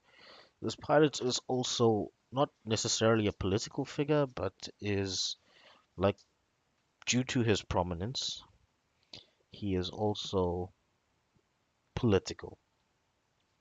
He's become political. He became outspoken about certain things that were happening in the country at the time, and many Malaysians believe that the government is framing him or covering up what happened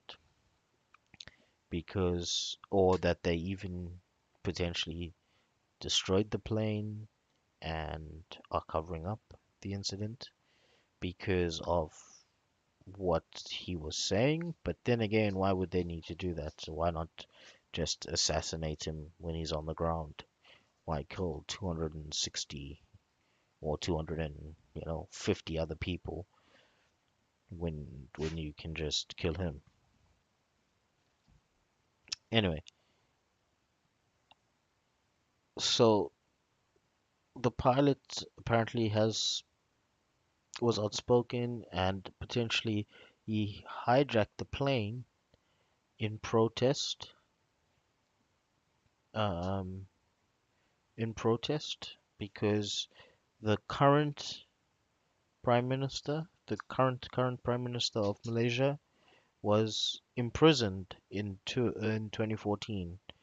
And the current minister was a friend of the pilot of Shah, I believe, and there was and so because the pilot was, you know, uh, a friend of him and was against sort of the political movements that were happening in Malaysia at the time, that this incident became a protest.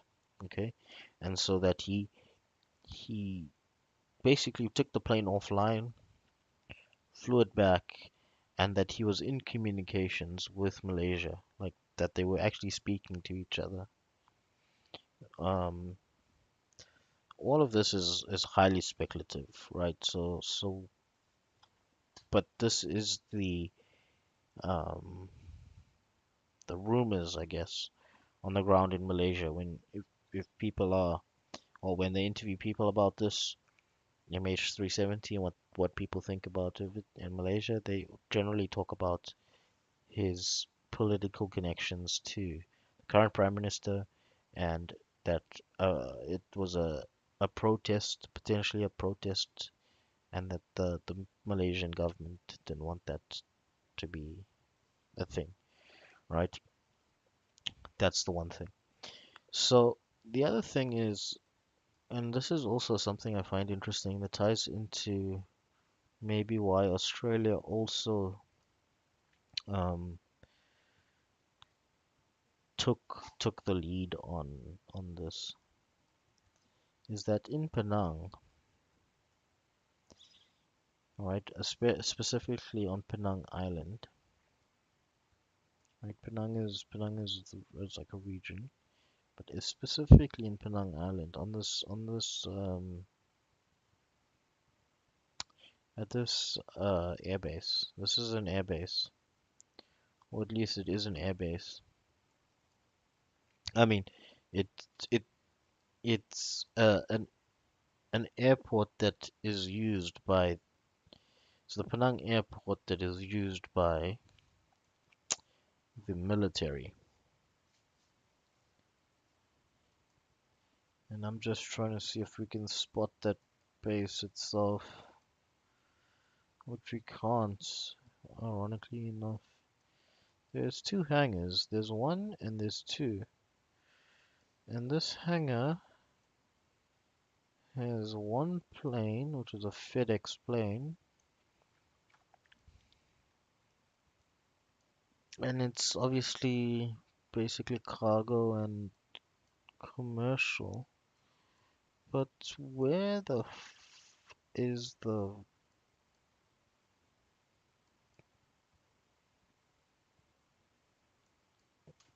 like, where is the airbase?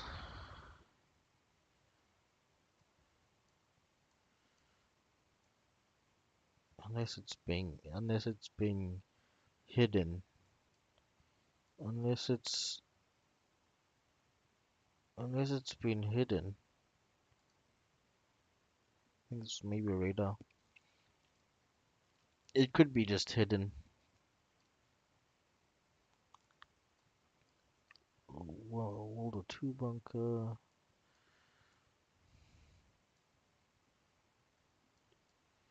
Driving school. What the hell is this? Anyway, so I can't find the airbase, but it's here somewhere. It could just be one or two hangars. Either way, I don't even know. Um. Anyway, so unless it's on Penang itself, I don't know exactly. It's meant to be. It's meant to. Ah, no, wait, hold on. Butterworth. It's in Butterworth. Here we go. Here's the airport. Here's the airbase. Here's the airbase. Here we go. So this is the Malaysian airbase, right? 18 Squadron. Look how big this runway is in comparison. Oh, it's roughly the same size. This is Butterworth airbase, right? Butterworth. And so Butterworth airbase is a military base, as you can see. Bunkers and uh, radars and bunker spots and a very unkept runway. Uh, all sorts of stuff here, right? I mean, it's bunkers and stuff.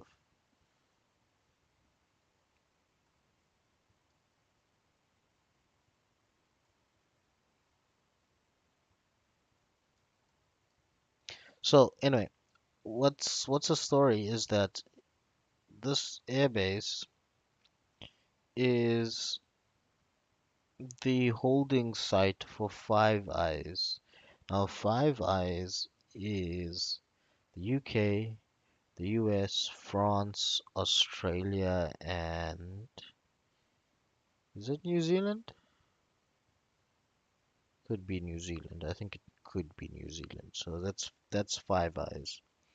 And so Five Eyes is Five Eyes, right? It's just an organization, those five countries, who I assume know exactly what happened to the plane, who know exactly what happened to the plane. Um, so Australia, New Zealand, France, the UK, and the US, an alliance, the Five Eyes Alliance. It's an intelligence alliance. It's not specifically military activity, right? So it's not like NATO in that sense, where it's like exercises and these types of things, but it's more intelligence gathering, radars, satellites, that type of stuff, right? AWACS, these types of things. Oh, another thing. Apparently there was two two AWACS flying in this region at night. One somewhere here, and one somewhere here, one somewhere here. And AWACS is potentially used for spoofing, and so we could potentially spoof the plane's data, such as ECARS or Amasat or whatever. We can potentially, spoof that. Yeah. So, what I find interesting about that is at the time at Butterworth Air Base and at the time of the incident, the leader of that was an Australian general, and he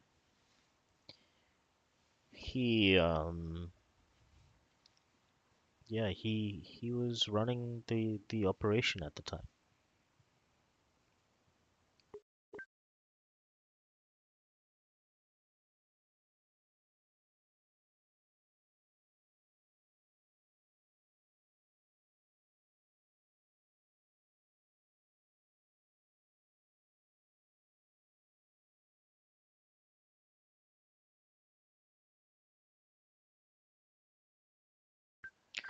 So I don't recall his name, but yeah, he was the head of the Five Eyes operation on Butterworth at the time, and Butterworth, like I say, Butterworth has radar. It also has protocols, and so why wasn't any plane dispatched?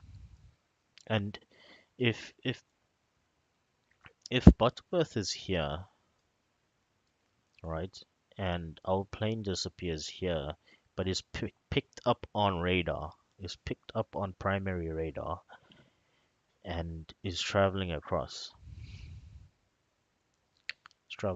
here. Why is it not is traveling across here?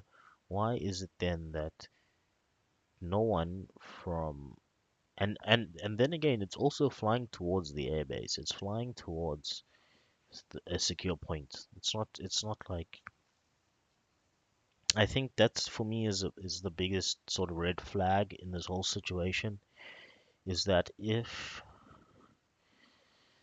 so the statement from Malaysia about that is that they they didn't know what it was, right?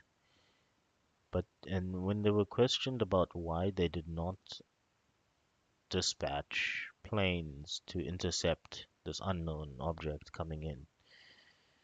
The Malaysian government said that they knew it was a commercial jet and that they didn't need to do it, right? They didn't need to there's no need to do it. But then that doesn't make any sense because if there's no communication with the plane, right? Which means they must have had communication with the plane. They must have had communication with the plane to know that it was a commercial jet. There's no other way it's going to know that he's in a commercial jet. It's no other way. And so what a possible theory is that he did hijack the plane. That the pilot did hijack the plane in a protest attempt against the Malaysian government at the time. And he did it um, irrespective. I think he was meant to do it uh, a month prior to those flights, but he ended up doing it in March because he had the exact same flight a month before, and he flew it. He flew the flight to Beijing, so he knew the flight. Um, there wasn't any irregularities on it or anything like that, so he knew the flight. He knew what he needed to do. Um, and so I think he did it in a way of protest. I don't think. Uh, Another thing is like it's one thing to assume a guy has the balls to do that. The other thing is to assume that he has the balls to listen and to hear the passengers. Because even if he locks the doors, right, the passengers in the plane, in the fuselage part of the plane, have at maximum 18 minutes of oxygen. And so within the first, I mean, already people are panicking, like something's wrong, right? This is not right, something's wrong. And when the plane starts turning, like banking at the very sharp bank angle, there's definitely something is wrong. And so he can depressurize the plane from the cockpit, it's possible. But even if he did do that, the oxygen mask would automatically fall down, which would then give everybody 18 minutes of oxygen, which would mean for 18 minutes he would have to endure people crying, screaming, pleading for their lives, banging on the door, trying to smash the door in, trying to get into the cockpit, um, for 18 minutes at maximum. And that's something to consider as a person, as a human.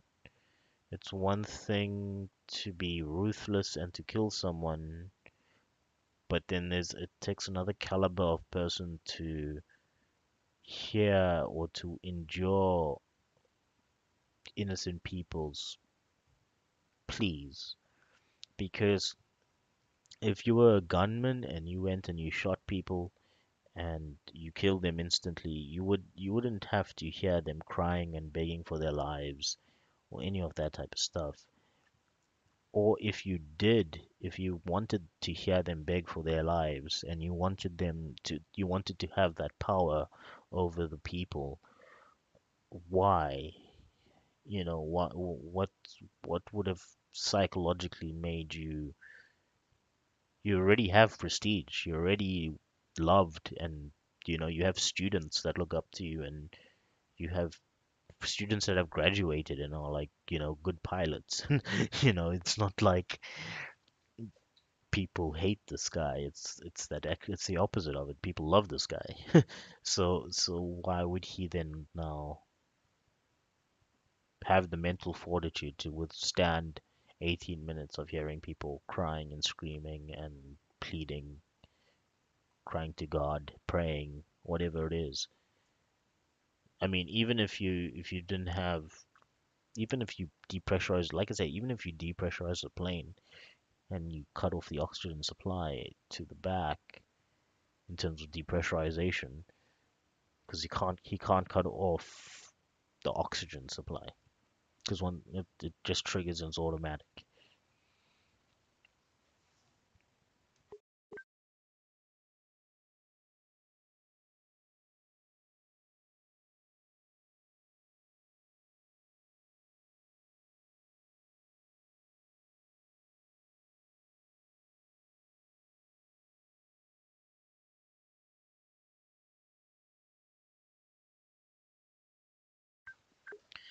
Yeah. So the the other idea is that obviously the Malaysian government wants to pin this on him, wants to make it a pilot suicide attempt because there's several there's several things that are detrimental um, in terms of legality, right? Legal things. One is if if the tragedy or if it's a classified as a tragedy or a pilot suicide, the insurance then doesn't have to necessarily pay out based on negligence. It doesn't have to pay out on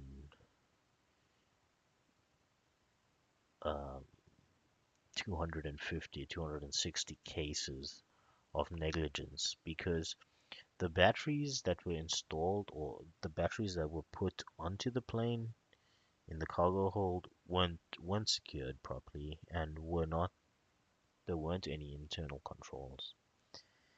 And if a fire did break out and if the plane did crash, for example, like for example, let's say the plane did catch on fire or did explode and it ended up crashing and it crashed, but in a few pieces, not necessarily many million pieces, but like it it kind of just crashed and it was like a part of it exploded and it just went down and kind of sunk whole. They could have salvaged the plane parts and sort of got rid of the plane, right? I mean, there was a lady that was flying in from, I think she was flying across the Malacca Strait. She was flying here past Phuket, going to Penang. That's where she was flying to Penang. And she said she saw what seemed to be a she said she saw what seemed to be a plane wing and the back end of a plane. So basically like a plane that's like half in the water or basically sinking or floating sinking. And that's what she said she saw. White. Obviously all the planes are white, but white plane. And then she got up to go and speak to the like flight attendant or whatever, but like obviously the plane's moving so fast away that they didn't see it. And then um she said she saw that like on the day of the thing and that she was dismissed by eyewitness like Malaysia like she was dismissed her eyewitness account was dismissed. I don't know why, but that then puts the plane here, which also then makes sense because potentially um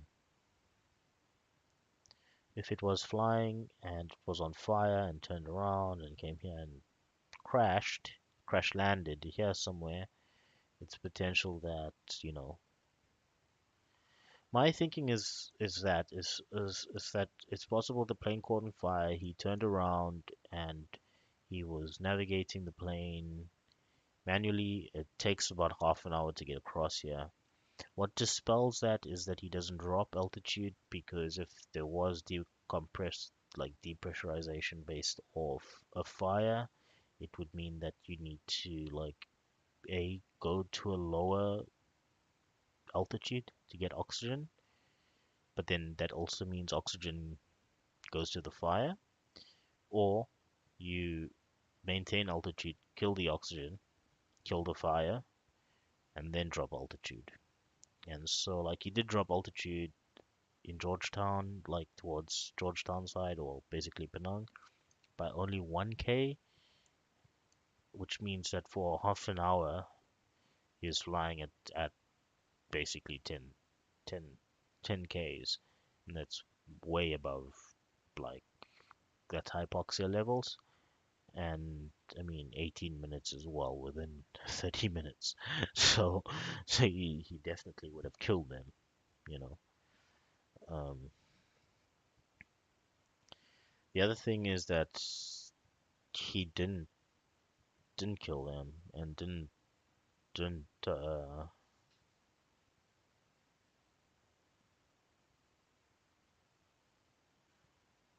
it's so strange because like how would you deal with that? Like I'm just trying to think like even if you didn't kill them, because the only way you would have to he could mass murder those people, and it's a big thing to do. It's to go from being the like a prestigious premium pilot to committing mass murder. You know what I mean? It's something so crazy. It's not even like yeah, I don't know. It's just something you like. I mean, even there's no manifesto, there's no statement for reason why. There's nothing, right? There's no even like anyone that's doing something generally does it for a statement or does it for a reason and will put out a statement or claim like I say, hijacker claims responsibility and then has demands. And so it's puts potential that he did hijack the plane, he did have demands, and the Malaysia government shot the plane down and just ended it there. I mean, it's entirely possible that they did dispatch planes from Butterworth and that they intercepted the plane here and shot it down. But again, if that were to happen, it would mean that there is there would have been more eyewitnesses because there would have been more eyewitnesses in the strait. I mean, look, dude, Singapore, this is Singapore, right? The Singapore Strait. Do you know how many ships? There's thousands of ships that thousands on per day that flow through this point, and then even through Malacca, right? Malacca Strait. So there is no ways that a plane's going to go down and no one is going to find debris, right? At least. And then in here, this sea is so observed. I mean, look how mapped out it is. Look at the detailing. I mean, even here, even these smaller islands, reefs and banks and stuff, they all have sat sat on it, satellites. And so there's no ways that a plane's gonna go here and then just appear.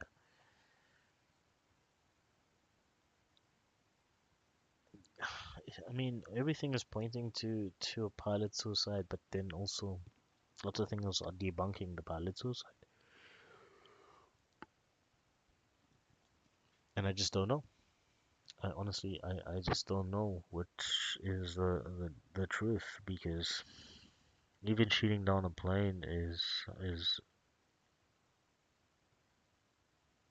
I mean, what's the reason for any even if it's Five Eyes, what's the reason for hijacking the plane? I mean, the semiconductor guys and stuff are not worth it, and it's a cheaper operation if you were to, for example, even if it was the semiconductor guys and you wanted to get rid of them, you could get rid of them by cutting their brake lights or cutting their brake lines or whatever it is. I mean, you could kill them on the ground. So like the idea of that is a bit weird. The second thing is, if it this is what then removes the Iranian guys or the potential for a terrorist attack. Because if it was a terrorist attack or potential terrorist attack, the moment that plane, and this is post 9/11 too, the moment that plane went offline, the Americans knew where it was, or Five Eyes knew where it was, but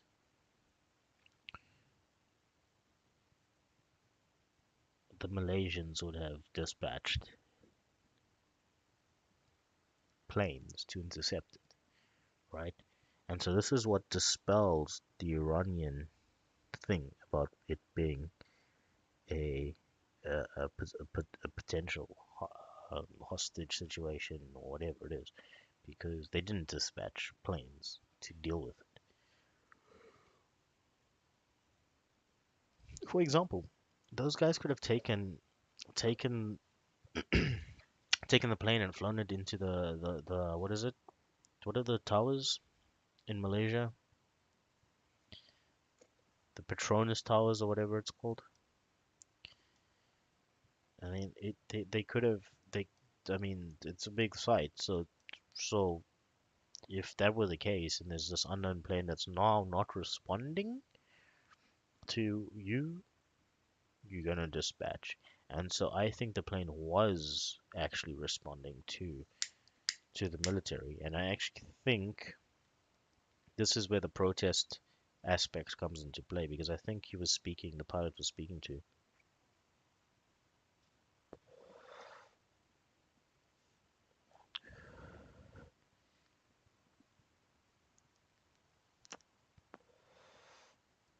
because I think the pilot was speaking to the military and telling them like, listen, this is who I am. Like I am a commercial plane. Just doesn't make sense. Anyway, we will pick this up at another stage, but that's basically the gist of what I know so far. I mean, there's a lot more that I've left out, um, a hell of a lot more. Um, a lot of stuff that's been debunked, and that debunks itself based on information. Um, things also debunk itself, like the phone reports reporting in to the police, reporting explosions, that they heard explosions and that they saw a plane on fire. The eyewitness account from Mike McKay on the oil rig, the fishermen. I mean, there's like 19 fishermen that said they saw a commercial jet on fire, flying back, fly, commercial jet on fire, flying back to Malaysia. Not going out to sea, but flying back to Malaysia. So that's another story. Like, it's not that it's like Mike McKay could see a burning plane, but he didn't see whether it was coming to him or going to him because it looked pretty stationary from his perspective. And so the plane obviously was either it probably going away from him at the point. Um, I'm thinking I'm thinking it the plane was going away from him at the point, not coming to him. But he also said that the plane probably went down because that's why he reported it. Is that he said he saw the plane on fire, and that he thinks that the plane went down in that area, that the plane had to go down, which means that he did see a plane on fire, right? Because there's no like people aren't just like oil rig workers aren't just reporting that kind of shit.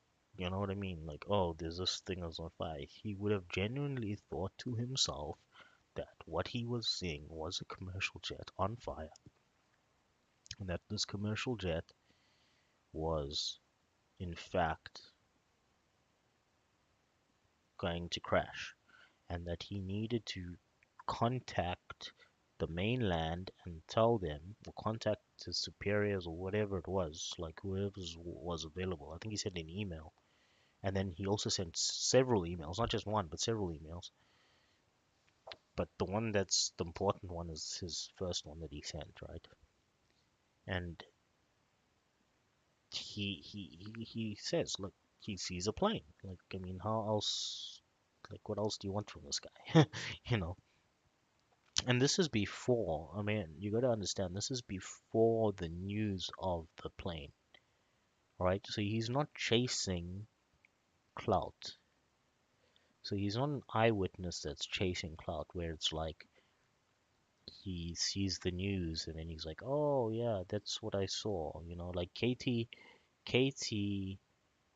also saw the saw this plane that she says she saw a plane without lights on flying basically towards Adamant Sea or out towards and turning, right? Said it was turning, and that it was glowing bright orange.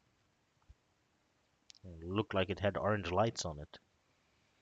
Now, if that was the case, what I'm thinking happened is that maybe there was an explosion.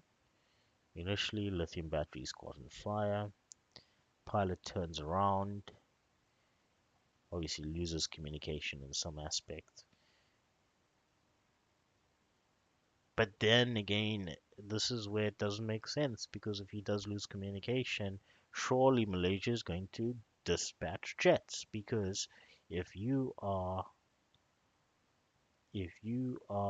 launching if you are entering airspace now again as an unknown object, right? An unknown object flying into commercial space with no communications, not responding. Hello, we need to go and see what you are. Why are you not, you know? So he must have been there must have been communications.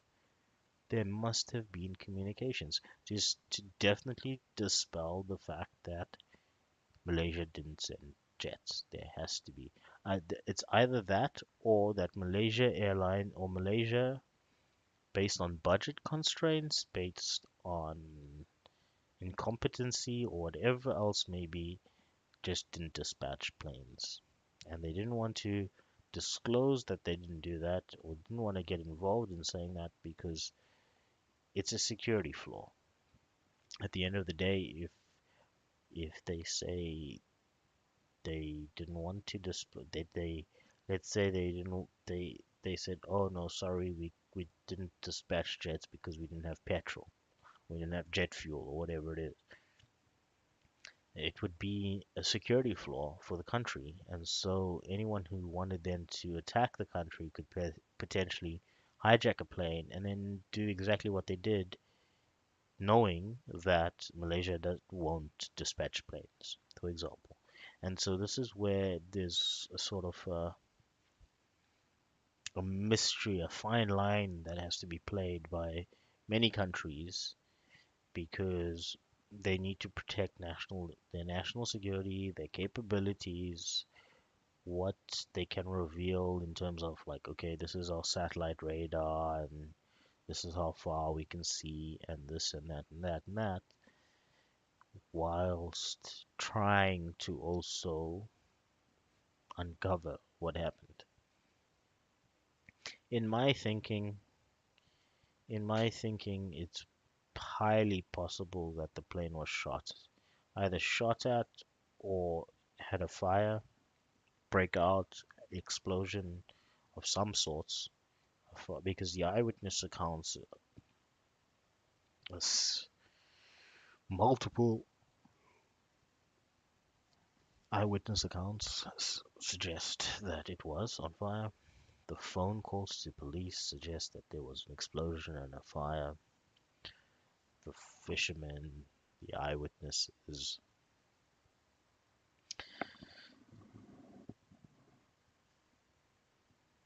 It's like I say, it's possible. And I mean, the pilot possibly also knew that, like, he had almost 80%, 90% fuel still on board.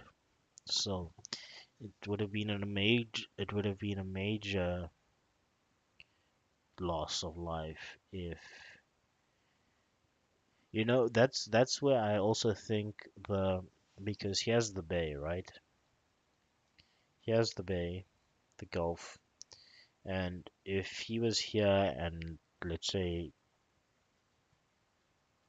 he was here and there was an explosion or fire broke out, lithium fire broke out.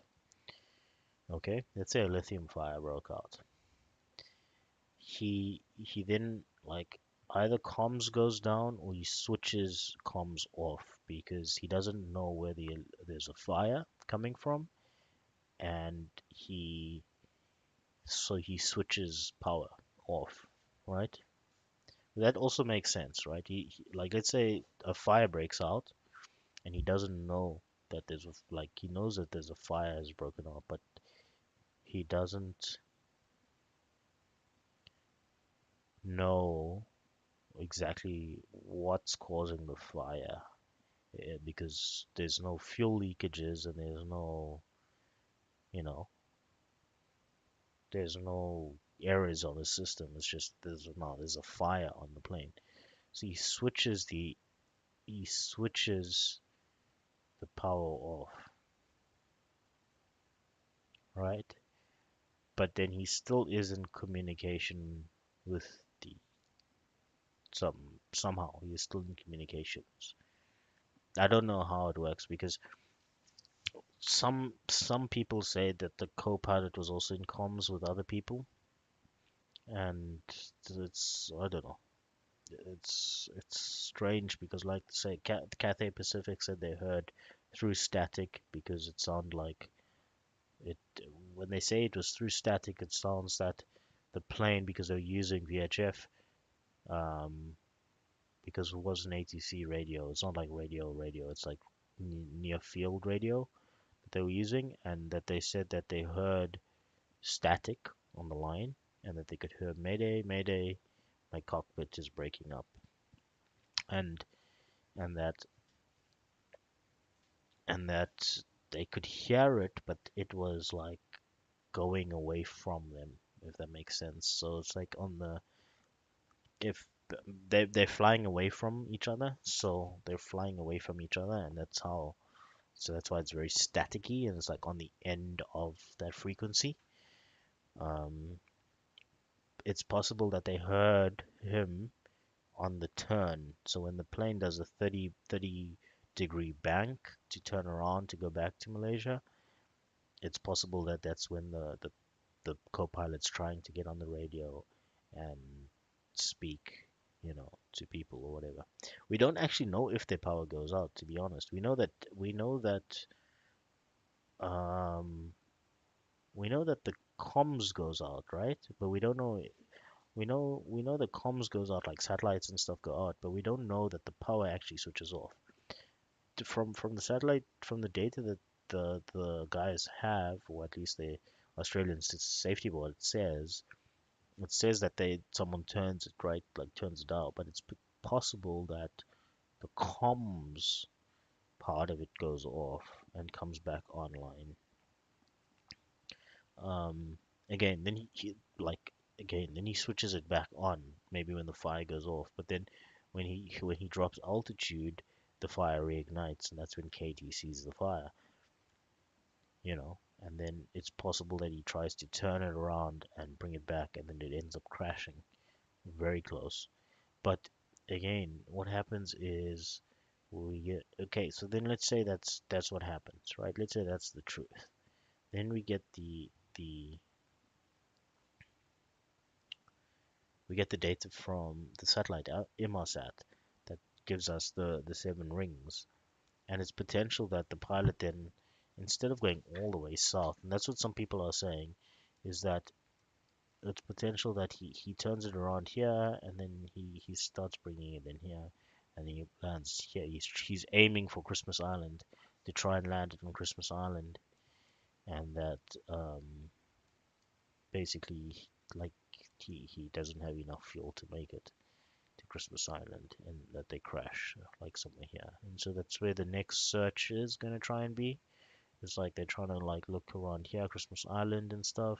You can see there's some searches that have, or I wouldn't say searches, but mm, there've been radars that have gone, sonar that have gone through here. But It's possible. I mean, he could have landed there. He could have landed fucking anywhere, to be honest. But we don't know. Again, we don't know exactly what happened on that plane. I mean, the fire, if it was an explosion and a fire, it could have taken out not only electrical comms, it could have taken out the landing gears, could have taken out everything, and in that he could only just manually fly the plane. I mean, that could be entirely the case, and it could also be the case of for why he turned around and sort of because the only way he's really flying it is if you've ever played Flight Simulator or any or seen inside the cockpit, there's a whole bunch of dials and stuff, and there's like a whole bunch of screens. But the things that wouldn't be working would be almost 90%, almost 95% of that entire cockpit wouldn't be working. So there wouldn't be any lighting, there wouldn't be any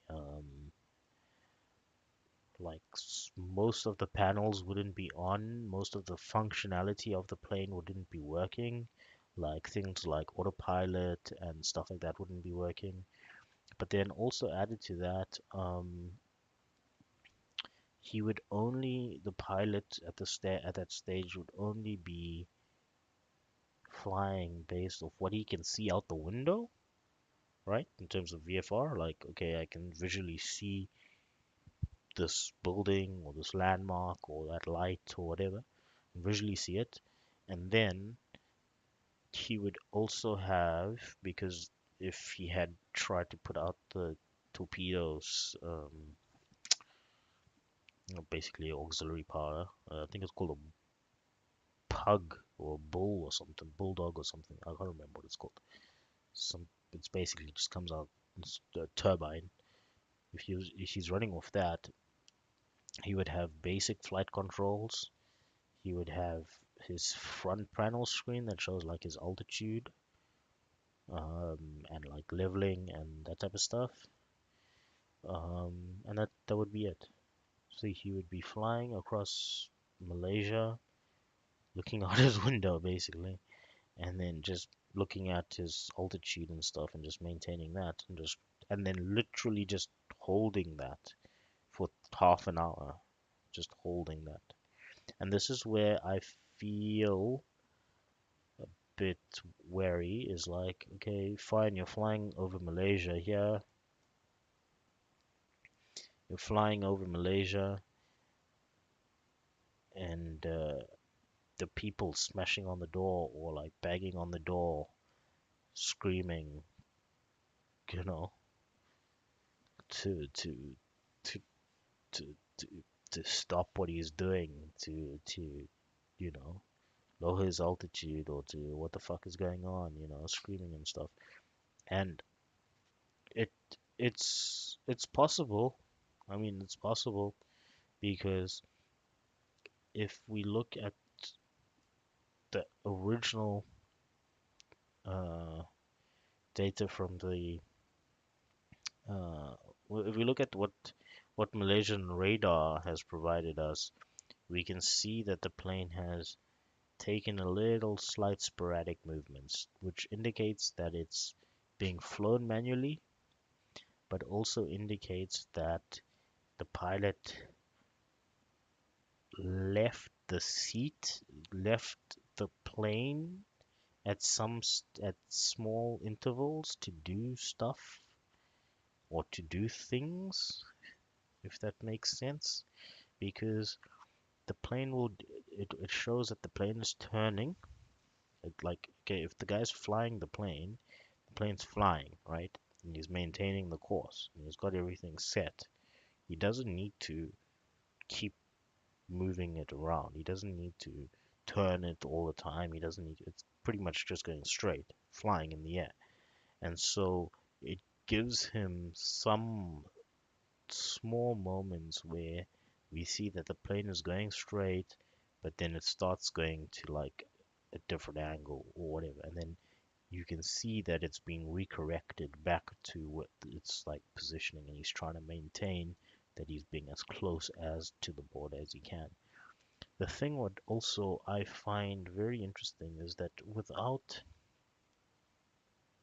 without any power or very basic basic power, how does he know A, where other planes are, and B, where the border is? And so there's more questions that come up when we start to dig into this. Is that like, I mean, when he's flying out here in the Malacca Strait, when he's out here in the Malacca Strait flying out this way, he he knows that there's a plane coming in on the same path as him. Like literally, it would be a head-on collision. And so what he does is he adjusts his positioning in that Malacca Strait to go slightly to the left, then he goes underneath the flight level. So he reduces his altitude, right? Goes underneath the flight level, literally underneath the flight level. The other plane passes over him.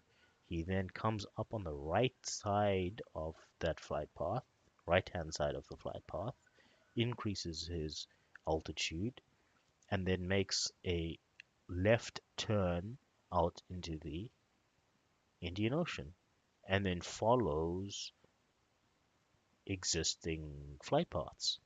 Just follows like he just follows existing flight paths.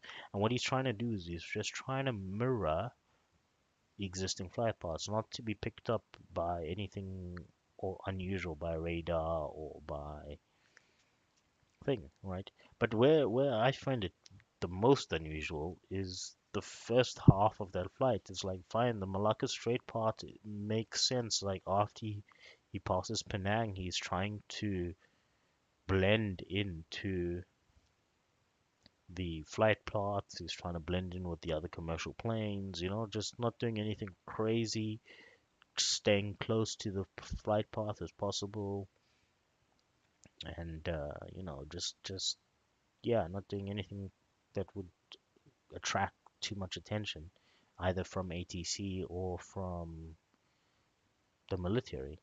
But where, for me, it's the most confusing is his the turnaround and the flight from here, basically from the turnaround position to Penang. That's about half an hour of just flying through a country with no recourse, no one contacting you, um, not being picked up on radar, not being picked up on AS or whatever. And I get how it works, right? This is why in a way it's such an amazing plan or such an amazing operation, if we want to put it that way, is because Kuala Lumpur ATC has signed him off and had signed him off 40 minutes ago, right? Saying, hey, like, you need to contact Ho Chi Minh on this frequency, and that's it. And then he's meant to reply, I'm going to contact Ho Chi Minh on this frequency, good night, but he doesn't reply that.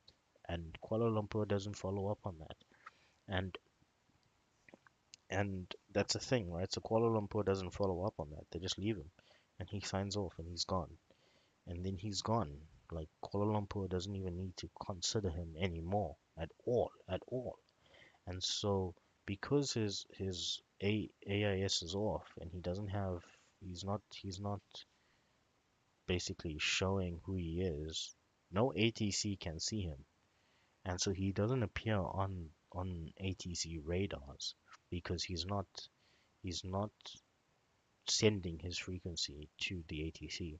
And so that's why he's able to fly through Malaysia without being spotted by commercial or civilian ATC. He knows he's spotted by the military, right? But then there's assumption that this is where it's also again because then it becomes many basic assumptions that that the military is not going to dispatch jets, that the military is not going to observe, that the military is not going to do a whole bunch of stuff. And it's a big assumption from the pilot to assume that the military is not going to do these things, you know? Um, and that for me is what doesn't make any sense, is because if you planned it so well, even your execution of your turn and stuff like that, where you're taking the plane offline, for example, is a very specific spot. So if you're precise with all of that, why can't you be precise with knowing exactly, like, okay, the military is not going to do X, Y, and Z. You know, he also doesn't cross the border. He doesn't cross the. I don't think he crosses the Thai border, but he stays within Malaysian border, and he stays very close to the border. And that kind of is also weird because like it's like whose jurisdiction is it, and which also doesn't make sense to me because again, if any unknown object is coming in to your airspace, you're gonna first try communicate with that object. You're gonna say, "This is Malaysian military contacting unknown object. Please respond." No response. No response. Please respond. No response. So we're getting no response from this object. It's big. Seems like a commercial jet. What do you want to do? Oh no, we're just gonna chill. We're just gonna leave it, let it fly through our country. That's what basically Malaysia was saying. Doesn't make any sense. Anyway, I think we're gonna close it off here. It's been a long one. Um, and yeah, I think I'll do another one of these in the future just to chat and see exactly what's happening. Um, there's always new stuff coming out. Lots of it's very murky and fake news, but yeah, we'll see. Anyway, I hope what I've shared has been interesting. Maybe you can share some stuff in the comments.